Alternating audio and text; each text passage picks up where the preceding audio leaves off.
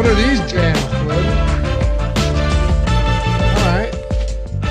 Yo, what's going on, everybody? Welcome to the Awesemo.com NBA Deeper Dive presented by Jock Market. I'm Dave Loughran at Lofty_D on Twitter, LOUGHY_D, joined by Adam Scher at Ship My Money DFS. What's good, bro? How's it going, man? I was going to say it feels like we haven't done a show in a while, but I guess we did one yesterday. It just, for some reason, seems like it was a long time ago. Yeah, well, we do, what, 3 a week now? It used to be 5 a week. It will be just football. A lot of football happening. Did you watch that football game last night? No, I didn't. Oh, you should have. It was wonderful, man. No. Really? You know, I watch as little football as I possibly can. Mac Jones, 3 pass attempts, 1 in the first half. Punch yeah, going my lineup sucked. I didn't care to watch the game anyway. I watch Red Zone, or I'll watch if I'm at a bar, but I don't. If I'm home, I'm watching like anything other than football. Oh, it was fun. I like those wild, ridiculous games that you're never going to see again, or at least not for a long time. That was one of those, no doubt about it. But anyway, what's going on, everyone? Happy to have you with us. 3-game slate today. Short one, not a ton of injury news. Everyone that's status is still undetermined is probable for the most part, at least all the important ones. The one that we were waiting on has been ruled out. So kind of clear cut anything can change, Adam, but right now, this is one of the more straightforward slates we've had in a little while. Yeah, and we got the big injury news that we were waiting on with Jaylen Brown being ruled out. That was one of the big talking points. And then we've gotten the Dallas guys listed as probable now. So yeah, we kind of, at least at the moment, have any news that we were waiting on this morning. Man, that thumbnail of you in the injury report, that's something else. Yeah, that was unexpected. I had no idea that was coming. I told him to do that. I said, what? Use one of the 4 exact same pictures that he sent over to Chris. I said, when I saw it, I was like, yeah, I guess I deserved this for being an asshole about the pictures. I love it. Yeah. Anyway, hit that thumbs up if you haven't done so yet. Only takes 1 quick second. Help us combat the YouTube overlords here. We got to feed the algorithm. If you like this content, takes less than 2, probably like a second and a half to hammer that thumbs up and, subscribe as well. Help us get to 70,000. If you want to join the channel, we've had a lot of people joining lately. Get the custom emojis, the badges, the free super chat each month, the shout outs, the priority questions, all that fun stuff. You can hit that down below the thumbs up button as well. And we dive into it. First question, as always, 3-game slates, usually, unless you get late breaking news or you just have insanely bad pricing, are tougher to go with the stars and scrubs approach. You have some top tier players on this slate, for sure. Lucas probably, you have KD and Harden, Westbrook, Durant, LeBron and Davis, all on the same team. DeJounte Murray has played well. He's actually top 9 in DraftKings points per minute this year. So you throw him up there. And of course, the obvious answer, and the one that's getting the most ownership, Jason Tatum right now, coming in actually at the bottom of the pricing among all those names we just rattled off. Is this one where you go balanced? Can you get a little crazy and go with some cheap plays? What are you thinking out of the gate? Yeah, I mean, like you said, it's kind of difficult to get stars and scrubs in the sense where I think it's going to be tough to get like 2 of Luka, Harden, Durant. It's probably not going to be that difficult to get to one of them if you want to. There's cheap there's cheap value where they don't look great, but there's enough of it that, if you kind of just throw enough darts, there's a good chance 1 or 2 of them are going to do well. So I think getting to one of those guys is going to be relatively easy if you want to. Getting to 2 of them is going to be more difficult, but I don't think you have to do that either. I mean, you have a pretty solid mid-range too. The pricing is a little bit more interesting today where the top tier is priced down a bit, but as a result, so is kind of like that second tier. Jason Tatum, who's been around 10-1 or 10-2 on DraftKings, down to 9,400. DeJounte Murray, who's been in that same price range, down to 9,500. So it does create some different paths that you can take in roster construction. All right. Well, we got 54 minutes, and then you got live before lock. Maybe some news will break. I don't know. You'll still want to stick around for it because coming up right after us, you got Eric and you got Greg taking you up till 7:30 Eastern time, plus the 30-minute post-lock Jock Market show. Stick around for that up until 8. You bought some packs? Yeah, I bought 10 of them. Don't really know why, but why not? Yeah. I think it's cool that you can just go in and get them, but at the same time, you just know that mostly $2 a moment. Yeah, I mean, it's nice that you can kind of just go in and get them now because I feel like we're finally at the point where like the market can actually start to like be a actual market. Sure. But I don't know. I liked it when it wasn't, but I also was fortunate enough to get in when it wasn't. yeah, So I mean, I liked it when I was up a lot, and just like the biggest issue for me was that I would have been up more if I had like acted a week earlier. But sure. that was a lot of fun. But I mean, just as far as it being an efficient market going forward, it's nice that you can finally just buy packs kind of. How is there still not a Cade Cunningham moment? That's what I want to know. I didn't know there wasn't. I pay no attention to it. I just get packs when somebody tells me they're there. Kind of weird. I don't think there's a Suggs either. Whatever. Anyway. Yeah, so do I. But I was looking the other day, hoping maybe I'd land one of those, and nope, ended up just getting mostly shit.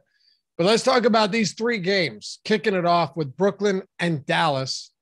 Brooklyn Nets on the road, slight favorites, 1.5 points. Luka on the other side, Porzingis, Hardaway, all of them are probable. 221 total. Brooklyn's playing at the 9th fastest pace. Dallas at the 21st fastest pace, but they haven't played 26th fastest pace for Dallas, 7th fastest pace for Brooklyn. Dallas defensively hasn't been great this year, but the biggest question every time, especially when we have these short slates and you don't have a Jokic, you don't have a Giannis and so many of those other guys, is what do we do with this pairing of Kevin Durant and James Harden? Yeah, I mean, I think, kind of touched on it at the beginning. It's going to be difficult to get to both of them, but individually, they both look like good options if you can get there. I think that they're pretty comparable. I said this morning with Josh, and I maintain it, Harden is my preferred of the two. I think that you've seen him take on a little bit bigger role recently. Usage rate's gone up a little bit over his recent games. He's performing better. He's $100 less expensive on DraftKings, but Durant does have both forward positions, whereas Harden is only a point guard. I think you're kind of just splitting hairs between them. If there ends up being an ownership gap as we get closer to lock, then I would lean towards the lower owned one. But right now you have 20% going to Harden, you have 20% going to Durant. I think both of those numbers make a ton of sense. They are guys that I would like to get to, but you also have Luka on the slate. You also have those guys in the mid 9K range that we talked about. So I think 20% seems about right for those guys. Okay. God, Caleb McLean coming in hot today. That's guns a-blazing. No pun intended. What about LaMarcus Aldridge, where you've got him priced up at a mid 5K price point? He's getting the minutes, and there are going to be some of those games where he produces decent rebounding totals, gets up, decent usage, coming off a 17 field goal attempt game last time out. Look, we know this guy's style, right? He's a premier just elbow jump shooter. Doesn't do a whole lot else. Not the same rebounder he once was, but he's getting a decent amount of run, and he's pulling a lot of ownership today, around 30% on DraftKings. Is that warranted, just given what we've got at the position? Because he's only center eligible. Yeah, I mean, given the slate, given the relative lack of value, given the fact that there's not as much opportunity cost at center today because of the teams playing, I think that the ownership makes sense on Aldridge. The one spot that I'm really paying attention to ownership-wise is Aldridge versus Poeltl. This is another situation like Harden and Durant, where I think they should be pretty similarly owned. And right now they are. But if that were to change between now and lock for one reason or another, Poeltl starts to get more ownership, Aldridge looks better, and vice versa. But as is right now, I just think he's kind of a necessary piece. There are some red flags here where his production has gone down in the 5 games he started. He's only averaged about 0.85 DraftKings points per minute. His usage rate's down to about 18.5%. His rebounding percentage has plummeted down to 10.5%. That's something I had mentioned the other day, just from watching a game, that it seemed like Harden was kind of just taking rebounds away from him. But at the same time, if you look at the numbers that Aldridge has put up this year with both of Durant and Harden on the floor, so not just in the games that he has started, but in all the minutes he shared the floor with those guys, his production's come down, but he's still at 1 fantasy point per minute. So I think it's likely that as he starts more games, his fantasy production elevates from the 0.85 fantasy points per minute he's at in his starts closer to the 1 fantasy point per minute he's averaged overall. And then on top of that, the playing time's just been really good. You got 32 minutes last game on the second half of a back-to-back. He played 34 minutes on the front end of that back-to-back. Everything they're doing with him recently just suggests that he is a legitimate starter for this team. And that I think, even though it feels like kind of the floor is going to fall out from underneath him at any point, and he's going to get like a 20-minute game. That doesn't appear to be how they're treating him. He seems to just be a full go. Yeah, you would think so. And look, again, you're not going to get a ton of peripherals out of it, right? He's got a 2.9% assist rate with Durant and Harden on the floor. How many minutes are they playing together in terms of staggering? Are most of his minutes with, I mean, because it has to be, right? If he's playing 33 minutes per game. Right. I mean, he's playing like around 32 minutes, but you have Durant playing 38 and Harden playing 37. So most of his minutes are just going to be with those guys by default. He's playing. Yeah. So, I mean, it's not all of his minutes, but it's most. And obviously one of those guys is on the floor for the entire game. Is there anybody else that stands out even a little bit for this Brooklyn Nets team? If you look at ownership right now where we have it, you've got Aldridge, Harden, Durant, all of them up around 20%. Well, Harden and Durant around 20%, just on DraftKings specifically at 10-7 and 10-8 respectively. Then you got Patty Mills at like 14, Cameron Thomas, really cheap, coming in 11%, mostly like a Stars Scrubs type build if you're going somewhere like that. Yeah, exactly. The rest of these guys, they are obviously playable because it's a 3-game slate and you have to find value somewhere. They definitely fit in that category that I was alluding to earlier, where there's a lot of cheap players that are clearly in rotations, but picking out which one's going to do well is pretty difficult. Mills is averaging 34 minutes per game as a starter. He's only 4,800. He just doesn't do much when he's out there because you have Durant and you have Harden, but he's 14% owned. I think that makes some sense. Cameron Thomas has been playing significant minutes off the bench. He's averaged about 3/4 of a fantasy point per minute. He's only 3,300. I understand why people are going there. If you want to go to the lower owned guys, James Johnson, after missing last game, not on the injury report tonight. Paul Millsap backing up Aldridge, essentially, probably going to play 12, 13 minutes, but he's only 3,100. Bruce Brown has really gotten the short end of the stick in the rotation, with the exception of last game when Johnson was out. My assumption is that he goes back to playing fewer minutes than Johnson, playing fewer minutes than Thomas, but that's also not a certainty. So if you're playing 150 lineups, I can see mixing him in a little bit, but there's nothing really that I have any confidence in on this team outside of the top three. Tyler Lee says, Adam, ship my generator. Turn your damn heat on. Is this just rocking the hat or is it cold in there? No, it's not cold. I actually just switched hats right before the show because the normal hat was just putting a shadow over my whole face. You're like the Tim Pool of the DFS world. Sam Van Dam, welcome to Team Awesemo, man. Glad to have you here. All right. So on the other side, then let's talk about Dallas. It looks like we're going to have everybody. Luka, Porzingis, Hardaway, all three of them are probable in this game. Brooklyn defensively has been markedly better this year than they were last year. I mean, it was a serious problem last season. They're playing at the seventh fastest pace in the league. So the natural question here is, what are we doing with Luka on a slate once again where, like, okay, I know that Luka hasn't been the same Luka Doncic throughout the year that he was in previous seasons. He still has the insane ceiling. He had an 80 fantasy point game not too long ago. He can still produce monster numbers, and it's a 3-game slate. But really, he's the only guy, unless you want to include like DeJounte Murray, but I don't think he's the same caliber quite yet. And then, of course, Jason Tatum, just because Jaylen Brown is out. But like Luka's the one elite level player on the slate that isn't playing with another 1 or 2 elite level fantasy producers. So I think that has to be considered at least a little bit. Yeah, and it's reflected in the numbers this year too. I mean, you're right that he's been disappointing at times, but in the 12 games that he's played with Porzingis active, he has still averaged 1.59 DraftKings points per minute this year. You compare that to guys like Durant and Harden, who are typically going to be around 1.4 fantasy points per minute. And you just see that gap where Doncic doesn't have to share the ball with a Harden or a Durant. So while Durant and Harden are really good, Luka just looks a little bit better. It's another ownership spot where I definitely want to pay attention to it. Right now on DraftKings, we have Luka at 29%. We have the other two at about 20%.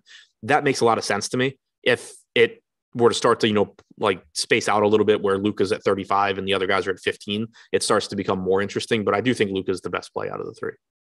Yeah, I would think so too. Now, out of the three, let me jump ahead for a second. Let me just jump ahead for a second. Jason Tatum pulling big time ownership today. Where would you rank Tatum among everyone on this slate at his current price with Jaylen Brown out? He's easily one of the top plays, I think. Okay. You said Tatum, right? Yeah. Okay. Yeah.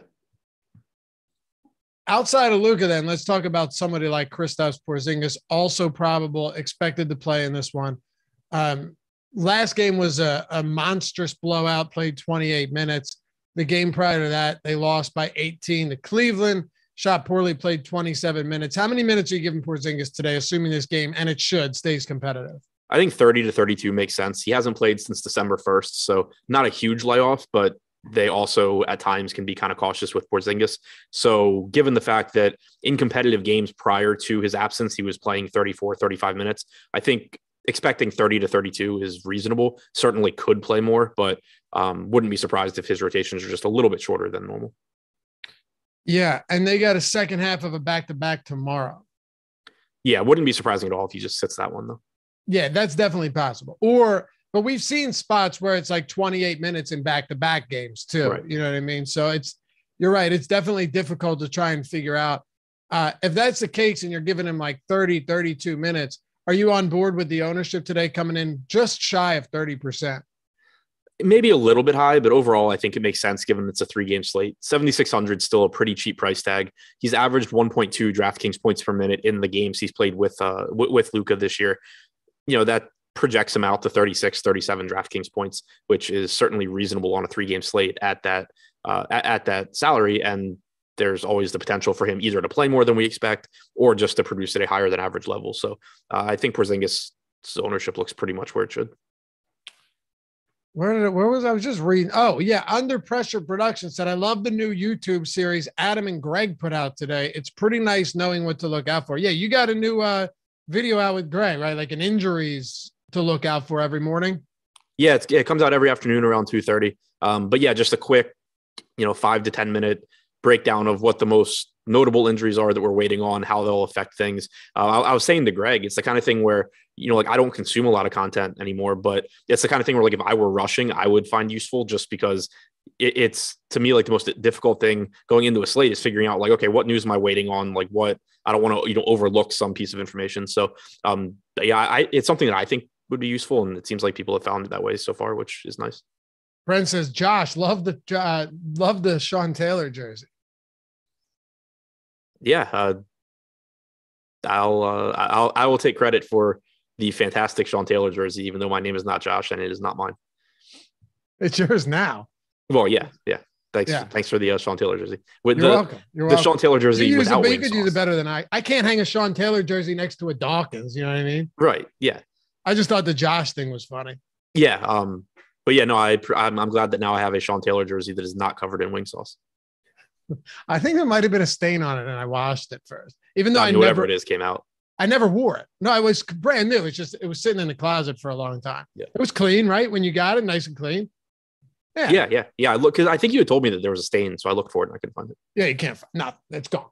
But yeah. So with Hardaway expected to play as well, Jalen Brunson, Maxi Kleber on a 3-game slate. Sometimes you kind of have to dig, and this team's pulling a lot of ownership. Like whenever Dorian Finney-Smith is pulling as much ownership as he is today, going to be owned by like close to a quarter of the field. You know that you're scraping the bottom of the barrel. I understand he's had some games. Don't get me wrong, but generally speaking, I mean, if you get a 30 spot from DFS, you're absolutely thrilled. Yeah, he's one of the more interesting ownership pieces. I think me and Josh kind of went back and forth with it this morning because I understand that it's necessary to find value, but you're also talking about someone at 4,300 where there's plenty of guys you can throw darts at instead. And it's not particularly likely that he ends up being the highest scoring guy there. If he's going to get 24% ownership, I just don't really know how much it helps going to somebody like Dorian Finney-Smith. You talk about actual good fantasy producers getting 25 to 30% ownership, and it's different because there's not that many alternatives on this slate. But in the 12 games Finney-Smith has played with Doncic and Porzingis this year, he's averaged 31 minutes per game. He's averaged 0.71 DraftKings points per minute. I have him in for like 21 DraftKings points here. He's fine, but just the chances of Dorian Finney-Smith doing something that makes it so I cannot win if I do not have him is pretty low for someone that's 24% owned. That's kind of how I feel as well. I mean, a lot of these guys are getting some love. I mean, Jalen Brunson being another one. He's getting around 24% on DraftKings. Our player rankings are free today. Same with NHL. If you want to check them out, you don't need to be a premium sub or anything like that, or even have an account for that matter. Obviously, when everybody's healthy, Brunson isn't it isn't quite as impactful, but at the same time, he's having a phenomenal season, Adam. He's averaging right around the fantasy point per minute. Are you getting the Brunson tonight? At 5,200, I still think he's reasonable. He clearly takes a hit because of Porzingis and Luka both being in. But if this game's competitive, he's still relatively likely to be in the closing lineup. He's likely to give you upper 20s in minutes. In the 11 games they've played together, he's averaged 26 and a half minutes per game, 0.91 DraftKings points per minute. So I think he does still look like a solid option. He's getting that same ownership as Finney Smith. He's $900 more expensive, so they're not the same play. But just between the two players, when you think about style of play, I'd rather get the Brunson than Finney Smith. You have anything else you like from the Mavs? Tim Hardaway Jr. at 5,500 and 6% ownership is really interesting to me. He was just ruled in. He had been questionable earlier and then probable. I don't know if maybe that ownership projection comes up, but if it doesn't, it's really interesting just because it's not a situation where I'm saying I think it's super likely that Hardaway plays well, but he has been coming off the bench now. That gives him, or it at least gives him the potential for a little bit more usage. It gets him less minutes where both of Luka and Porzingis are on the floor. But if he's playing well, he still has a path to being in the closing lineup. And he's just not getting ownership. You know, I think I like Brunson at 5,200, but I also don't think he's 3 times better than Hardaway here. I don't think that Finney Smith should be 3 times his own either. So if that ownership doesn't move, I am interested in Hardaway Jr. You can throw some darts at Reggie Bullock as well. 3,100, not likely to really do anything, but it is a spot where if he happens to be playing well, he can pick up a few more minutes. All right. If you guys haven't checked out Jock Market yet, I suggest you do so because they've turned DFS into a stock market. Not nearly as volatile, though, especially if you're using our tools and you're using the free Jock Market IPO projections that we have at Awesemo.com to help you beat that market. You can make money every minute, down to the second, as a matter of fact. And you can buy, this is what you do. You buy and sell shares of players in real time for real money. And if you use the promo code Awesemo, get up to $50 when you sign up and deposit for the first time. First time you deposit, Awesemo, AWESEMO, get up to $50 when you do so. You can download the app in the App Store or the Google Play Store. They got markets for football, basketball, PGA, NHL, all of that good stuff. But the thing that makes it interesting is that they have the pregame IPO where you can go in during the IPO period and buy shares of players early in the day, which you can then sell more. You can sell them, you can hold, or you can buy more. All of that throughout the games. You can, and once you're in game, it's active as well. So it's not like you set your lineup and you're done. You can wheel and deal throughout the entirety of any of the games throughout the night. And the best part, outside of the Awesemo promo, is the first market guarantee. Jock Market will refund any losses in your first NFL or NBA market. So get in on this tonight, up to $100. And again, if you want to get an edge, check out our free IPO, Jock Market IPO projections to help you beat the market. Use the promo code Awesemo, get up to $50 when you sign up and deposit, and download it in the App Store or the Google Play Store. JOCK space MKT. Jock Market, sponsor of the Deeper Dive. Someone in chat said they thought Josh was Gundacker for a second. You mean they thought you were Gundacker? Yeah, they I think still think I'm Josh, but they also thought that Josh was Gundacker. You don't have enough Yankees gear on. Right. That's good stuff. No, the most similar image I've ever seen of someone to you, not Dustin May, don't worry, was, I told you, like, there'd be times where my sister would pop in on our shows and she's like, hey, doesn't this look just like your friend Adam?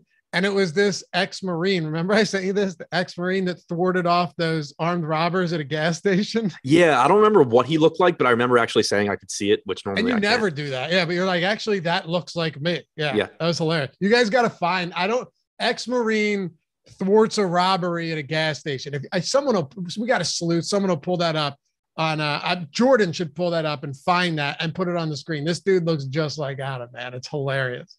But let's talk about the New York Knicks. So first things first here. Are there any differences or shakeups that you expect in the starting lineup or the rotation tonight? I'm just laughing at my lookalikes now. For the Knicks, wait, who's giving the lookalikes? So Luke Kennard, Nate Sherholt. Someone's said that before. B-side McGregor, Kyle O'Reilly. I don't know who that is. See, this is what happens on these 3-game slates. just go off the rails. And yeah, Gundaker is cool, man. That he's got some one-liners that I'd never heard until I heard him do shows. I was trying to see if there's any other good ones. I'm sure there are. The next day, I'm gonna keep looking out, see if we can find any good ones. Jordan, you find anything? The one that always gets me is CJ Crone because I can kind of see it, and we also have the exact same birthday. The most absurd one is it's telling me I look like Davis Bertans. No, that's a better comp than anything that's come so far today. Far better looking than Davis Bertans. Oh, someone said Chris Boswell. Wasn't that the one that actually looks like you? I've gotten that one before from chat, and I can kind of see it. All right. Hey, hit that. I look nothing like Sal Vulcano. Sal Vulcano is the man, by the way. I love that guy. So he's got some good stand-up as well. It's not just a one-trick pony, but look nothing like him. Anyway, if you like those guys, Base Maniac, go check out their old stuff. They got some vulgar skits on YouTube still that are hilarious. I can't believe they're still on True TV with some of those, but they're great. Davis Bertans with John Voight is exactly right. John Voight's like 100, bro. I didn't say you look like him at the same, like, why? At the why same do you know age. what John Voight looked like when he was 34? I have no idea what John Voight looked like, but you look like John Voight just with less wrinkles combined with Davis Bertans. All right. That is a horrible comparison. Corey says I look like a white Lloyd Banks. All right. Anyway, let's get back to this. Hit that thumbs up too. Thank you for getting us over 300. Much appreciated. We only asked once, and we're there. Adam does not look like Chris Kaman. Now I'll back him up there. That's just insulting. Guy looks like a Neanderthal. You don't remember Chris Kaman from the Blazers? Oh, I didn't know. I didn't hear what you said. I thought you said Chris Kane. I said I have no idea who that is. No, Chris Kaman with a K. Yeah, but I don't remember what his face looked like. I just remember like him kind of being a mess in general. Yeah, like big, tall, and bald. Right. Yeah, that was him. That's him. All right. All right. Let's get back to this. Where are we at? The Knicks. So I was asking you about the rotation. I was asking you about any shakeups today. I saw some people in chat talking about like Knicks starting lineup potentially being different. Where are you at on that? Yeah, it's kind of one of the. I think it's kind of, I guess, the most questionable spot or the most up in the air spot that we have right now, because Tibbs said that he may shake up the lineup. I just don't know what it would be. Like, people in chat have been saying they think it could be Obi Toppin. To me, that seems extremely unlikely just because of what it would mean for the rest of the team, because it means that Robinson's not starting. That would seem weird. They're obviously not going to play Toppin and Randall and Robinson. That would be absurd. So that one seems unlikely. If they do change the lineup, I would guess it's either Quickly or Rose replacing Fournier. That would kind of just seem the most logical to me, unless, Kemba's coming back. But I don't really know what the change would be. But he did say he might make one, so I don't know. Okay. Couple super chats here. Jackson O'Neill says, ship the 5K on Yahoo last night. Awesome. So thanks for the help.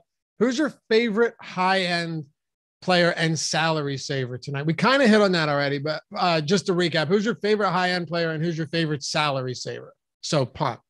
Favorite high-end player is Luka. Favorite value guys, probably Lonnie Walker. Actually, it's either Lonnie Walker or Josh Richardson, now that we have Jaylen Brown out. Okay. Also, people are saying Noel over Robinson, which I guess was mentioned on a podcast and has been reported. That one makes a ton of sense to me. That seems likely. I mean, as likely as anything else. The Toppin thing makes no sense. For sure. Ryan Langley, gents, I never team stack in basketball, but on a small slate with that strategy makes sense. I wouldn't force it. Like, I wouldn't be making team stacks unless you have a different opinion, Adam. No, I don't force it. I mean, it naturally happens. That's what I mean. Yeah. Yeah. Like, there's no reason to, there's not the same correlation there. So it like there is with football or with even baseball. So, or hockey or any of those. So if you get it, you're not trying to get away from it, but otherwise, no, I wouldn't force it. Anyway, let's talk about the Knicks then. With what we know now, where are you going with Randall? So I was looking. I was just kind of searching Nerlens Noel on Twitter to see what I could find, but it does look like there's at least smoke there that it could be Noel over Robinson, which would seem fine. But with the Knicks, assuming assuming Alec Burks is still in the starting lineup, he's okay at 6,700. I still expect him to play a lot of minutes, but he's priced, about where he should be. Derrick Rose coming off the bench, I'm assuming at 5,100 still looks good. If he were to start, he would look better, but even coming off the bench, he looks fine. Quickly, kind of the same thing at 4,900. Assuming he comes off the bench, you can get there. If he starts, he looks a lot better. RJ Barrett, pretty much priced where he should be. This team as a whole, I think, is just like correctly priced to where there's a lot of guys that I will be playing. There's not one in particular guy that I'm just like jamming into lineups. The exception being if somebody like Rose or Quickly were to join the starting lineup. What do you like here? All of them and none of them at the same time, kind of like. Write that down. I mean, you know what I mean, though? It's a team. I know 100%. I know. Yes, I know you don't love anybody, but you're not getting away from any of them either. Yeah, and none of them are standing out at their current ownership. I mean, right now we have Mitchell Robinson at 21%. We have Noel at 3%. Obviously, if Noel starts, I prefer him to Robinson, but that ownership would also essentially flip. They're basically the same salary. So there's not even one guy I'm looking at and saying, oh, I think that ownership is way lower than it should be. Everybody Quickly is the lowest guy other than Noel at 10%. Randall's at the top at 22%. It all just makes sense to me. I think that they're all about where they should be. All right. So what do we have ownership on for these guys right now? It's got to be, it's so flat. We have, that is unusual. We have 8 of them at 10+%. Yeah. It's like, I pulled it up expecting to see a situation where, maybe Rose is going a little bit under-owned or something like that, but it's just not really the case. And it's because it's a 3-game slate and all of these guys look good. Like, well, I think typically if I say someone's overpriced, it's kind of like they're projecting for, 4.5x or less. If I say they're underpriced, they're typically projecting like 5.5x or more. These guys are pretty much just all projecting right around 5x, give or take. And it's just like, yeah, okay, cool. They look good. There's not one guy that looks better than the rest. They just all are going to help round out some lineups. Hey, Zach has a good question too. How do you get leverage on a slate? Like this is not a straightforward question at all, but, and it's not your fault, Zach, but just in general, it's not like a simple answer, but how do you get leverage on a slate like this? Are there any things you do differently with 3-game slates where you don't have a ton of news yet, at least, and you don't have a ton of value? No, I mean, it's all the same. Like, obviously I'm rostering higher owned players because everybody is higher owned than they would be otherwise, but it's still just a matter of comparing chances of success to ownership, whether you're considering chances of success, the chances of being in the optimal lineup, whether you're considering it, their chances of hitting, their boom percentage in the boom bust tool. It's still comparing that to their ownership. There's still going to be guys that look a little bit under owned relative to others, but there's only so much you can do. It's a smaller slate. So you're just going to have more ownership going to everybody. It's not like it's still going to be really difficult to find really low owned guys that are good because everybody's trying to do the same thing. If somebody's 3,200 and has any chance of success, they're usually going to get ownership. That's why, for example, though, I pointed out someone like Tim Hardaway Jr. I don't know if his ownership will come up, but he was like a glaring, at 8%. It was just like, wow. I don't necessarily think he's going to have a good game, but he at least has the opportunity to do it, and finding somebody at sub 10% that even has a chance is pretty nice on a 3-game slate. But it's really just, accepting that your lineups are just going to be a little bit not chalkier necessarily relative to the slate, but just you're going to have more popular plays because everybody's more popular. You still are just trying to prioritize the guys that are getting less ownership than their chances of success implies that they should. Darren Anderson with the super chat says Julius Randle at 9,100 isn't cheap for a 3-gamer ? Well, it's all relative. He's $300 less than Jason Tatum. I was going to say the same thing. And for what it's worth, it's not like Randall's not getting any ownership. I mean, right. He is. He's still like, if you're just looking at ownership right now, right? If you pull up our ownership projections, you go, okay, wow, Luka Doncic in list form is way ahead of Randall. Or I'm sorry, Tatum is way ahead of Randall. And he is. He's like, what, 14% higher? But that makes sense on a slate like this. If you look at Randall compared to some of these other guys like Murray, there's a 5% difference in ownership. If you look at him compared to Doncic, there's a 6% difference. Randall's not, it's not like Randall's getting completely overlooked on a slate like this. He's pretty much up there with everyone not named Jason Tatum. Yeah. If you look at like the easiest way to kind of sum up a slate in general is just looking at like the boom bust tool and comparing the percentages there. Julius Randle has a 26% chance of being in the optimal lineup. He's projected for 24% ownership. So like, yeah, a little bit under-owned, but nothing crazy. If you're looking for just the most under-owned guys right now, according to the boom bust tool, Jalen Brunson at the top with a 37% chance of being in the optimal lineup. I off the top of my head, that seems a little aggressive, but also I'm going to trust Alex's numbers more than the top of my head. 11% chance for Dwight Powell at 3K. That's a situation where it's not likely he puts up a monster score, but he's not getting much ownership. He's 3K flat. That makes some sense. Schroeder going a little bit under-owned. Tim Hardaway coming in fourth. I pointed that one out. But, guys like Randall, typically on a 3-game slate, those typically aren't the guys that you're going to get a huge advantage on slates like this. They're the guys that you get a big advantage on bigger slates because, like, for example, yesterday, there were plenty of very, very good Julius Randle type players that were, 2-3% owned because so much of the field was going to the Charlotte game, going to the Philly side, going to the Bulls with the Rosen out. You could get some very, very good players that otherwise would have been popular that weren't solely because of those other guys. On a 3-game slate, it's just difficult to find an advantage on those type of guys because everyone's aware that Julius Randle is really good and then he's 9,100. There's not that many alternatives for them to go to. For sure. Thank you for the super chat, Jordan Lockhart. As always, brother, we appreciate you. The daily hello to the guys. Thanks for the hard work. Who's your all's most likely to bust value play? Our boom bust tool would. What's that? I said, just without looking at anything, my immediate answer is Dorian Finney-Smith. Yeah, I was going to say the same, but if you look according to our boom bust tool for somebody getting like 15+% ownership, it would be Malik Monk. 4. Yeah, that's fair too. Yeah, 4.8% boom probability, super low. 54% bust probability. That's not great. 8.2% optimal lineup probability. So is he getting the same ownership as DFS? No, but he's cheap. He's going to be 16 or so % owned. At least that's where we have him projected. So, yeah. Anyway, let's talk about the Spurs. And, hey, one more time, hit that thumbs up. I'd love to get over 500 here. Well, we have 2,500 people watching on a 3-game slate. Got a dedicated group. No doubt about it. Dude, DeJounte Murray is top 9 in the entire league in DraftKings points per minute this season. And I'm not including, the guys that have played like 6-7 games or average 14 minutes per game. I'm talking about like the real starters that are getting 30+ minutes per game. He has been very, very good. And, that bears out with ownership today, facing a Knicks team that is not bad. Obviously they're 15 or 22nd in defensive rating. Though they do, however, play at the 25th fastest pace or 6th slowest pace. Meanwhile, the Spurs play at the 5th fastest pace. So this is a considerable pace down spot for them.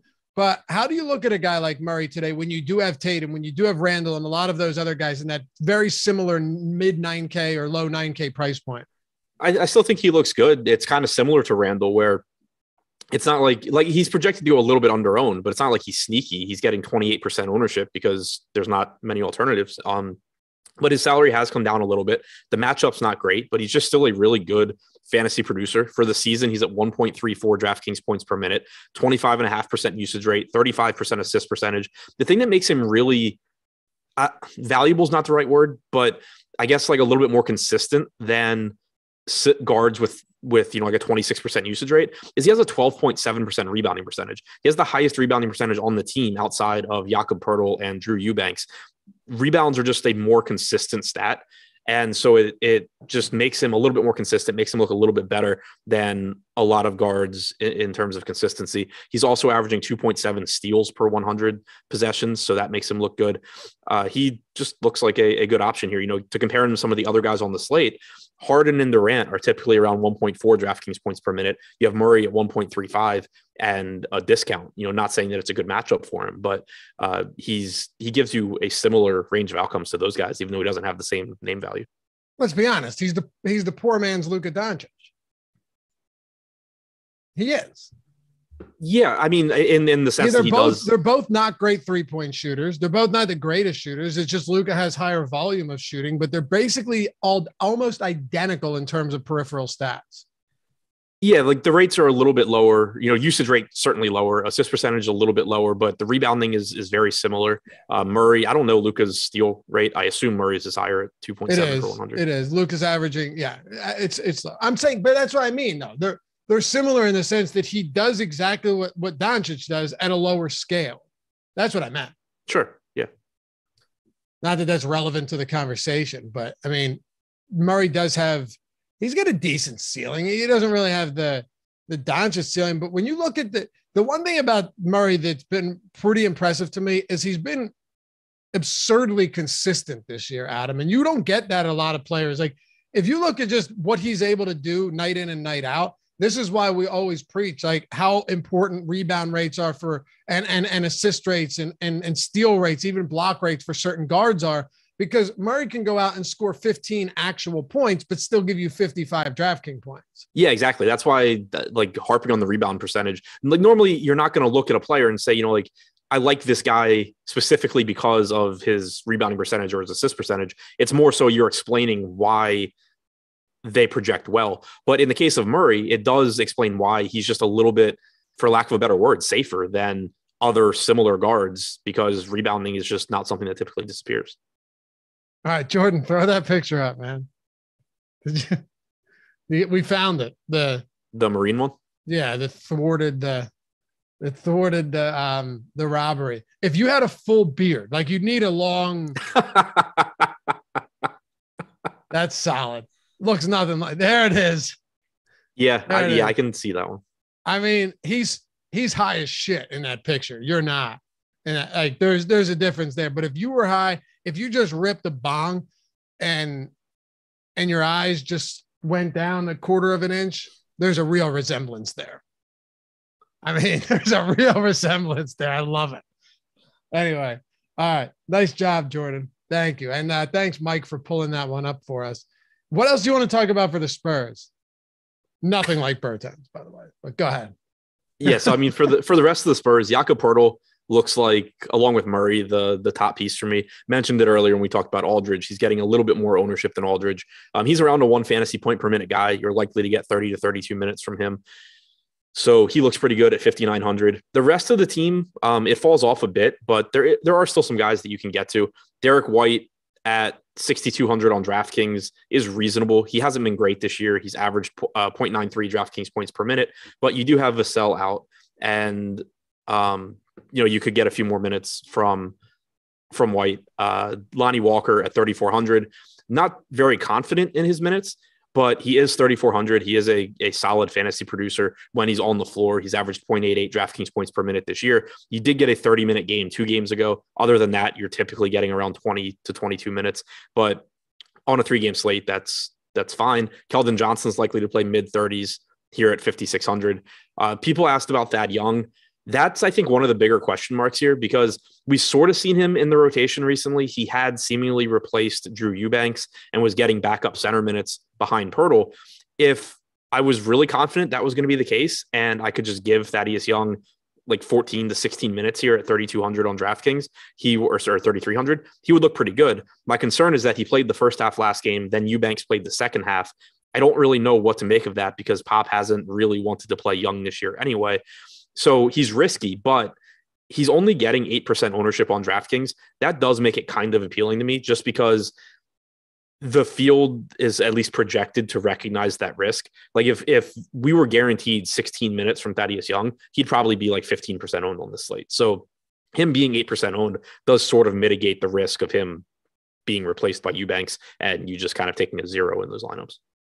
For sure. Yeah. And Adi Yogi, I don't know. When I was younger, man, bong rips were standard practice. That maybe things have changed. I'm out of the loop these days, Adam. Getting older every day, man. I don't know. Right? When you were younger, people ripped bongs, didn't they? At house parties? Yeah. Yeah. Gravity bongs too? Yeah. Yeah. Like a 2. Oh, Jordan still got one. What? He just walked up and he's like, oh, That's awesome. I should have known. What else are you going to with the Spurs? I don't think I have anything else other than everyone on the team that I just named. Okay. All right. Gotta ask, man. All right. We got some TS says, what is a grat? They're big back in the day, man. Brad, I'm 34. I'm not that old. I'm just saying it's been a while since I was at house parties and college parties.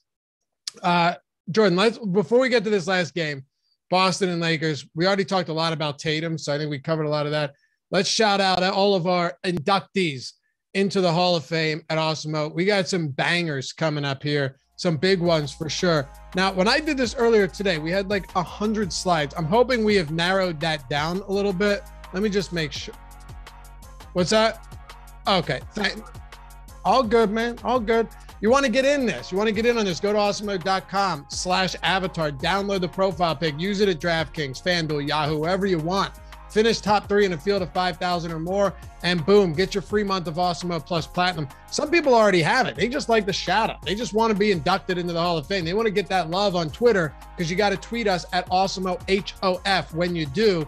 And, get that love, get that free month. Anyway, get it like Curtis Hall, $3,500. Always appreciate you guys and the material and data you put out. First ever official takedown. Pretty pumped. That is awesome. $3,500 on that Sunday through Monday slate. And then CJ Beast. You know who this is, Adam? CJ Beast? Yeah. Connor. What's his name? Yeah, Connor. Connor, man. He just punched the ticket to Miami. How about that? Nice. Is that Not the bad. NFL live final? Yeah, man. Nice. Yeah. It was he was texting me too. He had sent me what he was doing beforehand, that he had one in the 555 million, another one in that, so he had two, and then he's like, I'll throw $20 at this one. The one lineup that ended up hitting was the $20 qualifier. So that's awesome.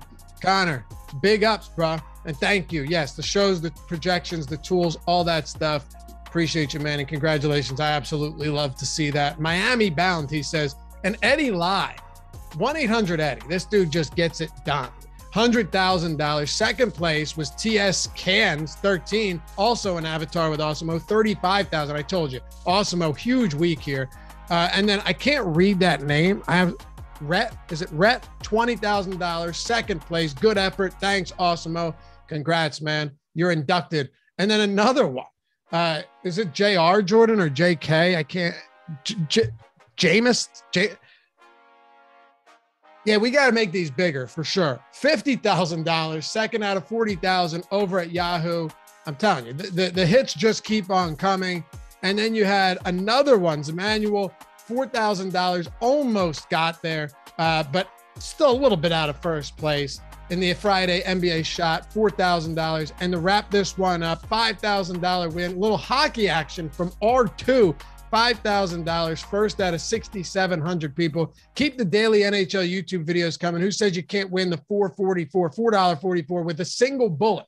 $4 turned into $5K. Congrats to all of you. That is an impressive Hall of Fame today, and I love it. Awesemo.com/avatar. Download that. Use it. Tweet us at AwesemoHOF when you win and take something down. We'll shout you out. Get you inducted here. Win a free month of Awesemo Plus Platinum while you're at it. All right, let's talk about Boston. The Celtics, no Jaylen Brown. That's huge. Jason Tatum pulling the most ownership on the slate. You and I already talked about this at length, but just to kind of recap for anyone that walked in late, how heavy are you going to be on Tatum tonight? I expect to get to a lot. I mean, the ownership is obviously there, but it's a fast-paced Lakers team. It's a good spot for Tatum. And most importantly, the salary dropped. So 9,400 just looks really good for him. Like I said before, the ownership's there. It's not like I think I'm getting some massive advantage by playing Jason Tatum and nobody else is aware of him, but he just looks like a pretty solid option. I don't think that he's necessarily going too far over-owned, even though he's really popular.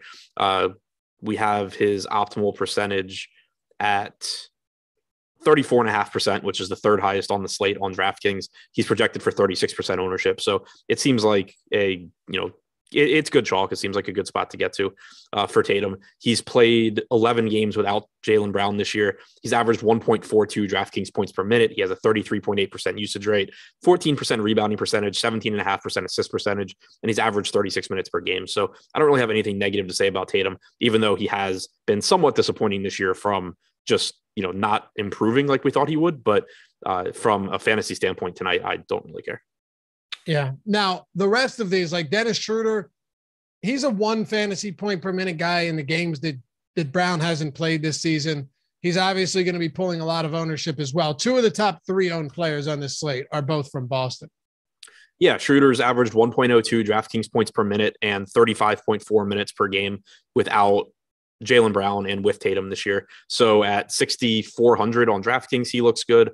On FanDuel, he is, I think, even less. Yeah, he's 5,200 on FanDuel, just insane price there. I think I'd seen someone in chat, it was a while ago, so I don't remember exactly what they said, but they said, can someone explain how Josh Richardson is, or Dennis Schroeder is positive leverage at like whatever crazy FanDuel ownership he's at? The answer is he's 5,200 and still just more likely to succeed than his ownership. So that kind of goes back. Just real quick, just to be clear, just because someone's high, I think people confuse this a lot. Just because someone's high owned doesn't mean that they're immediately going to have a negative leverage score. I mean, we saw Andre Drummond with the highest leverage score on the slate back-to-back games when Embiid was out earlier this season, and he was like projected for 70% ownership. Yeah, exactly. To me, that's one of the biggest things, like one of the biggest changes I had to make between how I used to play DFS and how I play it now was not just looking at high ownership and saying, oh, they're popular, I'll go somewhere else, especially in basketball, because there's just not as much volatility as in other sports, but comparing their ownership to their chances of being in the best lineup. That's where I think you can make better decisions than just looking and saying, oh, they're 60%. They're not a good play, because projections have gotten a lot better. People are making better lineups. When guys end up being 60 to 70% owned, normally it's because they're one of the best plays. For sure. And people talking about the FanDuel outage. I've seen this a lot of places. Like I was on OpenSea earlier. I'm assuming they use the same provider. I guess someone said it was Yahoo, or I'm sorry, Amazon. I mean, Amazon Web Service impacting login and live scoring. I think you're seeing that at a lot of places. Like OpenSea said the floor prices and a bunch of info was off. I saw it at a couple other sites today, so not surprising. I don't know when it's going to be back up, but I would assume it doesn't affect anything other than that. So you're probably fine. Phil still using that free super chat. Good stuff. Smart thinking, Phil. He says, how many centers are too many on this slate, Adam? I think he meant Celtics. Oh, he did. You're right. It's like, that's a very odd answer question. For centers is typically 1 or 2, depending on your site. I was going to say 3 would be too many because you can't do it. But and if you figure out how, let me know. You're right. But no, I mean, I think like too many, probably like 5, but it's a 3-game slate. Tatum's one of the best plays. Schroeder's one of the best plays. Obviously you can get to Horford, Smart, Richardson, Williams. I would say I'd be surprised if I have a lot of lineups with more than 3. It's not the same. It's not the same situation as like the Hornets were yesterday, because they are priced essentially for Brown to be out. He's been out for a while, but they are still one of the best values. So I would think that I'd be surprised if I have a lot of lineups with more than 3. I think normally I'll probably have like 2. Daryl Jones, welcome to Team Awesemo, bro. To all of you guys that joined today. Gabriel says, and then we'll close this out, Jay Rich or Bembry, last man in on FanDuel, same price. Josh Richardson or Bembry, last man in on FanDuel. I think they are very close. We have, so Richardson is projected for, is that right? 16.7 FanDuel points. Bembry's projected at 19.5. Yeah, I mean, in that case, I'd go Bembry. I think the Richardson projection might come up at some point, but if they're the same price, I would still lean Bembry, I think, but they're pretty close for me. Someone else, Bembry with a higher boom score too. Yeah. Someone asked, looking at the boom bust for FanDuel, how would I choose between Randall and Tatum? They both have high optimals. but Tatum has a lower chance to boom compared to Randall. So you don't really want to just look at one individual player. It's more so the context of your entire lineup. But one thing you can do, and one thing that just typically works out for me in a case like that, if you look at Tatum versus Randall, Randall has a 30% chance of being optimal and 29% ownership, whereas Tatum has a 30% chance of being optimal and 35% ownership. One thing that typically just happens for me when I'm playing a lot of lineups is I'll end up getting, like if the field's projected to have, like 1.2x the ownership on Tatum as Randall, I'll end up with like 1.2x on Randall compared to Tatum. Jordan, you must be happy seeing all the people in chat that are like, hey, I still rip bongs. I mean, there's a big community out there, huh? I told you I'm detached from reality. What's that?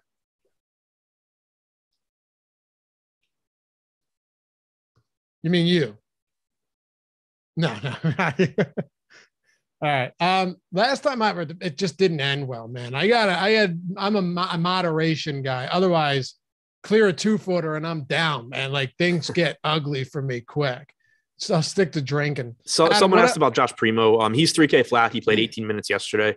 I don't have a strong feel for what they're going to do with him, but with the sellout, you could easily see 18 minutes again. What else do you want to do with Boston? We talked about like most of the big guys here, but Jaylen Brown's absence is going to send a ripple effect down this whole team. Yeah. The rest of the team, I think, is fine. Smart, Williams, Horford. They don't really look underpriced to me, but it's a 3-game slate. They still have ceilings. You can get to them, but I think the priorities are Tatum and Schroeder. All right. We'll wrap it up with the LA Lakers. Usually this is one of the lowest owned teams just because you've got 3 guys that are all, competing for usage and rebounds and assists. But Dwight Howard, this is how you know where value is at or the lack thereof today, Adam. Dwight Howard pulling the most ownership on this team. And I mean, I guess it makes sense just given that while he's not the same player he once was or even close, he's still a +1 fantasy point per minute guy. He's close to minimum salary. And if you were to get, a decent amount of run out of him, then you're probably not going to have the toughest time getting there. He's still a good rebounder, can block shots, can get some tip-ins. And we say it all the time. The center position is one where you can fall into fantasy points easier than any other position. Yeah, and he's just still underpriced. Assuming he's normally going to play 20 to 22 minutes, like you said, he's greater than a fantasy point per minute guy. There's always a non-zero chance that he plays well and that he gets more minutes. It's not likely. It's probably not going to happen, but it's at least possible. So I think he just looks like a good value here. More of a DraftKings play than a FanDuel play, given that you can roster 2 centers on DraftKings, but just looks like solid value. The rest of the Lakers team, not as much to get to. I mean, salaries have come down a little bit. LeBron at 9,900, Westbrook at 10K, Davis at 10.2. LeBron leads the way with 20% ownership. Davis is at 15%. Westbrook's getting 7. I will say, so Westbrook is my least favorite of the 3 in terms of what I expect from them. When all 3 are healthy, you kind of typically see him disappear. Davis is going to play a big role. He leads the 3 in per minute production. James is never going to disappear. Westbrook kind of takes a back seat, but it's a 3-game slate. And a guy that can triple double whenever he decides he wants to triple double is getting 7% ownership at 10K. That's kind of appealing to me just from a tournament standpoint. All right. Well, Mark says all Q tags all the time with not many options to replace Davis or LeBron. They're playing, man. They're going to play. You don't have any doubt that they're going to be active tonight, do you? They're both listed as probable. That's what I mean. Like barring a setback, I would not be trying to prepare contingency plans for any of them being out. If you're avoiding LeBron and Davis on days that they're probable, you are going to just never play them this season. That's a great point. Thanks for getting us north of 500 likes by a lot. I knew we'd get there. Appreciate you guys. As always, Adam, anything else on the Lakers before we wrap this up? Any final thoughts on the slate before turning it over to Eric and Greg? No, that's all I got. All right. Follow Adam. Ship My Money DFS. Myself at Laffy_D right there in the yellow near the microphones. And shout out, as always, to Jordan Klein, doing a phenomenal job producing, as always. That's our guy. Hit the thumbs up for Jordan if you don't like Adam or myself, and subscribe while you're at. Do it for Jordan Klein. That's all. Eric, Craig, or Greg, one or the other. Coming up next. Thanks for watching. It's the Awesemo Deeper Dive presented by Jock Market. Peace.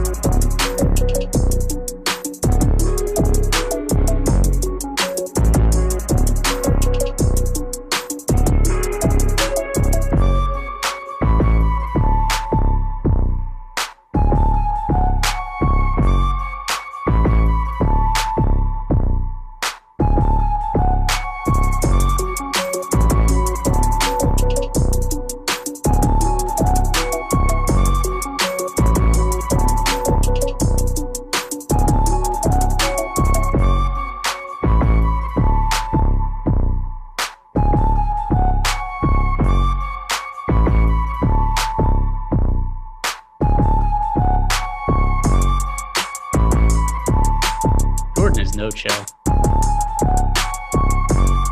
I've heard it so long. He's just like, go, go, go. All right, I guess we will go then. Welcome everybody to the NBA Live Before Lock show presented by Jock Market. Excited to be here talking a little 3-game NBA action on a lovely Tuesday afternoon. Hit that like button, hit the subscribe button, hit the notification bell. That way you know when all of this is going live here at Awesemo. But let's just get to it because I think this is a really fun slate. Some people have, looked at a 3-gamer and maybe not been as enthusiastic as normal. This is phenomenal to finally not have a ton of easy value here. And the guy who's going to be breaking down all of it for you here, Greg Ehrenberg at G Ehrenberg at G Ehrenberg DFS. There it is. Found it. It's almost like it's me with the bong rips, but here we go. Whatever. How you doing, my dude, Greg? Okay. It's been an up and down day, long day for me. So a little tired, but I'm really excited about the new Dr. Adam Scher. If you guys did not see Adam and I doing these injury report videos together, and our graphics team totally surprised me. I was not expecting this at all. The video goes up, I go to retweet, and it's just Adam photoshopped into like a lab code and all that, which I just thought was tremendous. So I'm really excited about the graphic stuff. Here's the thing, Adam, his entire personality on Twitter is trolling. Like that's what he does, is he trolls. So it's about time. We just did a little trolling back. And, if you can't take this, such is life. But I think we need to be doing a poll. I think Jordan Klein agreed. I think we need to be doing a poll here on Live Before Lock. What professions would you like to see out of Adam Scher here in some of these thumbnails? I think it's going to be fun here. So throw out some ideas and then we'll get a poll going here later down the pipeline. I'm excited to be talking about it just as much as I am the NBA here. I vote fighter pilot. I feel like he'd be a really good fighter pilot. How about you? I'm kind of thinking like Pokemon trainer or something. Yes. I mean, there's so many ways we could go with this. And I think every day it should be a running bit. And I know that Adam's gonna be enthusiastic and there's nothing that would make him happier than to have him photoshopped in different sorts of, like one day it's Sergeant Adam, one day it's Pokemon trainer Adam. There's so many things we could do with it. And I know that he's gonna be thrilled about it. Oh my God. Catch him. Let's go. All right. Let's talk some NBA here, Craig. It's nice to get all this news. We don't have to sweat what's going on here with the Lakers and that trio. We don't have to sweat anything here.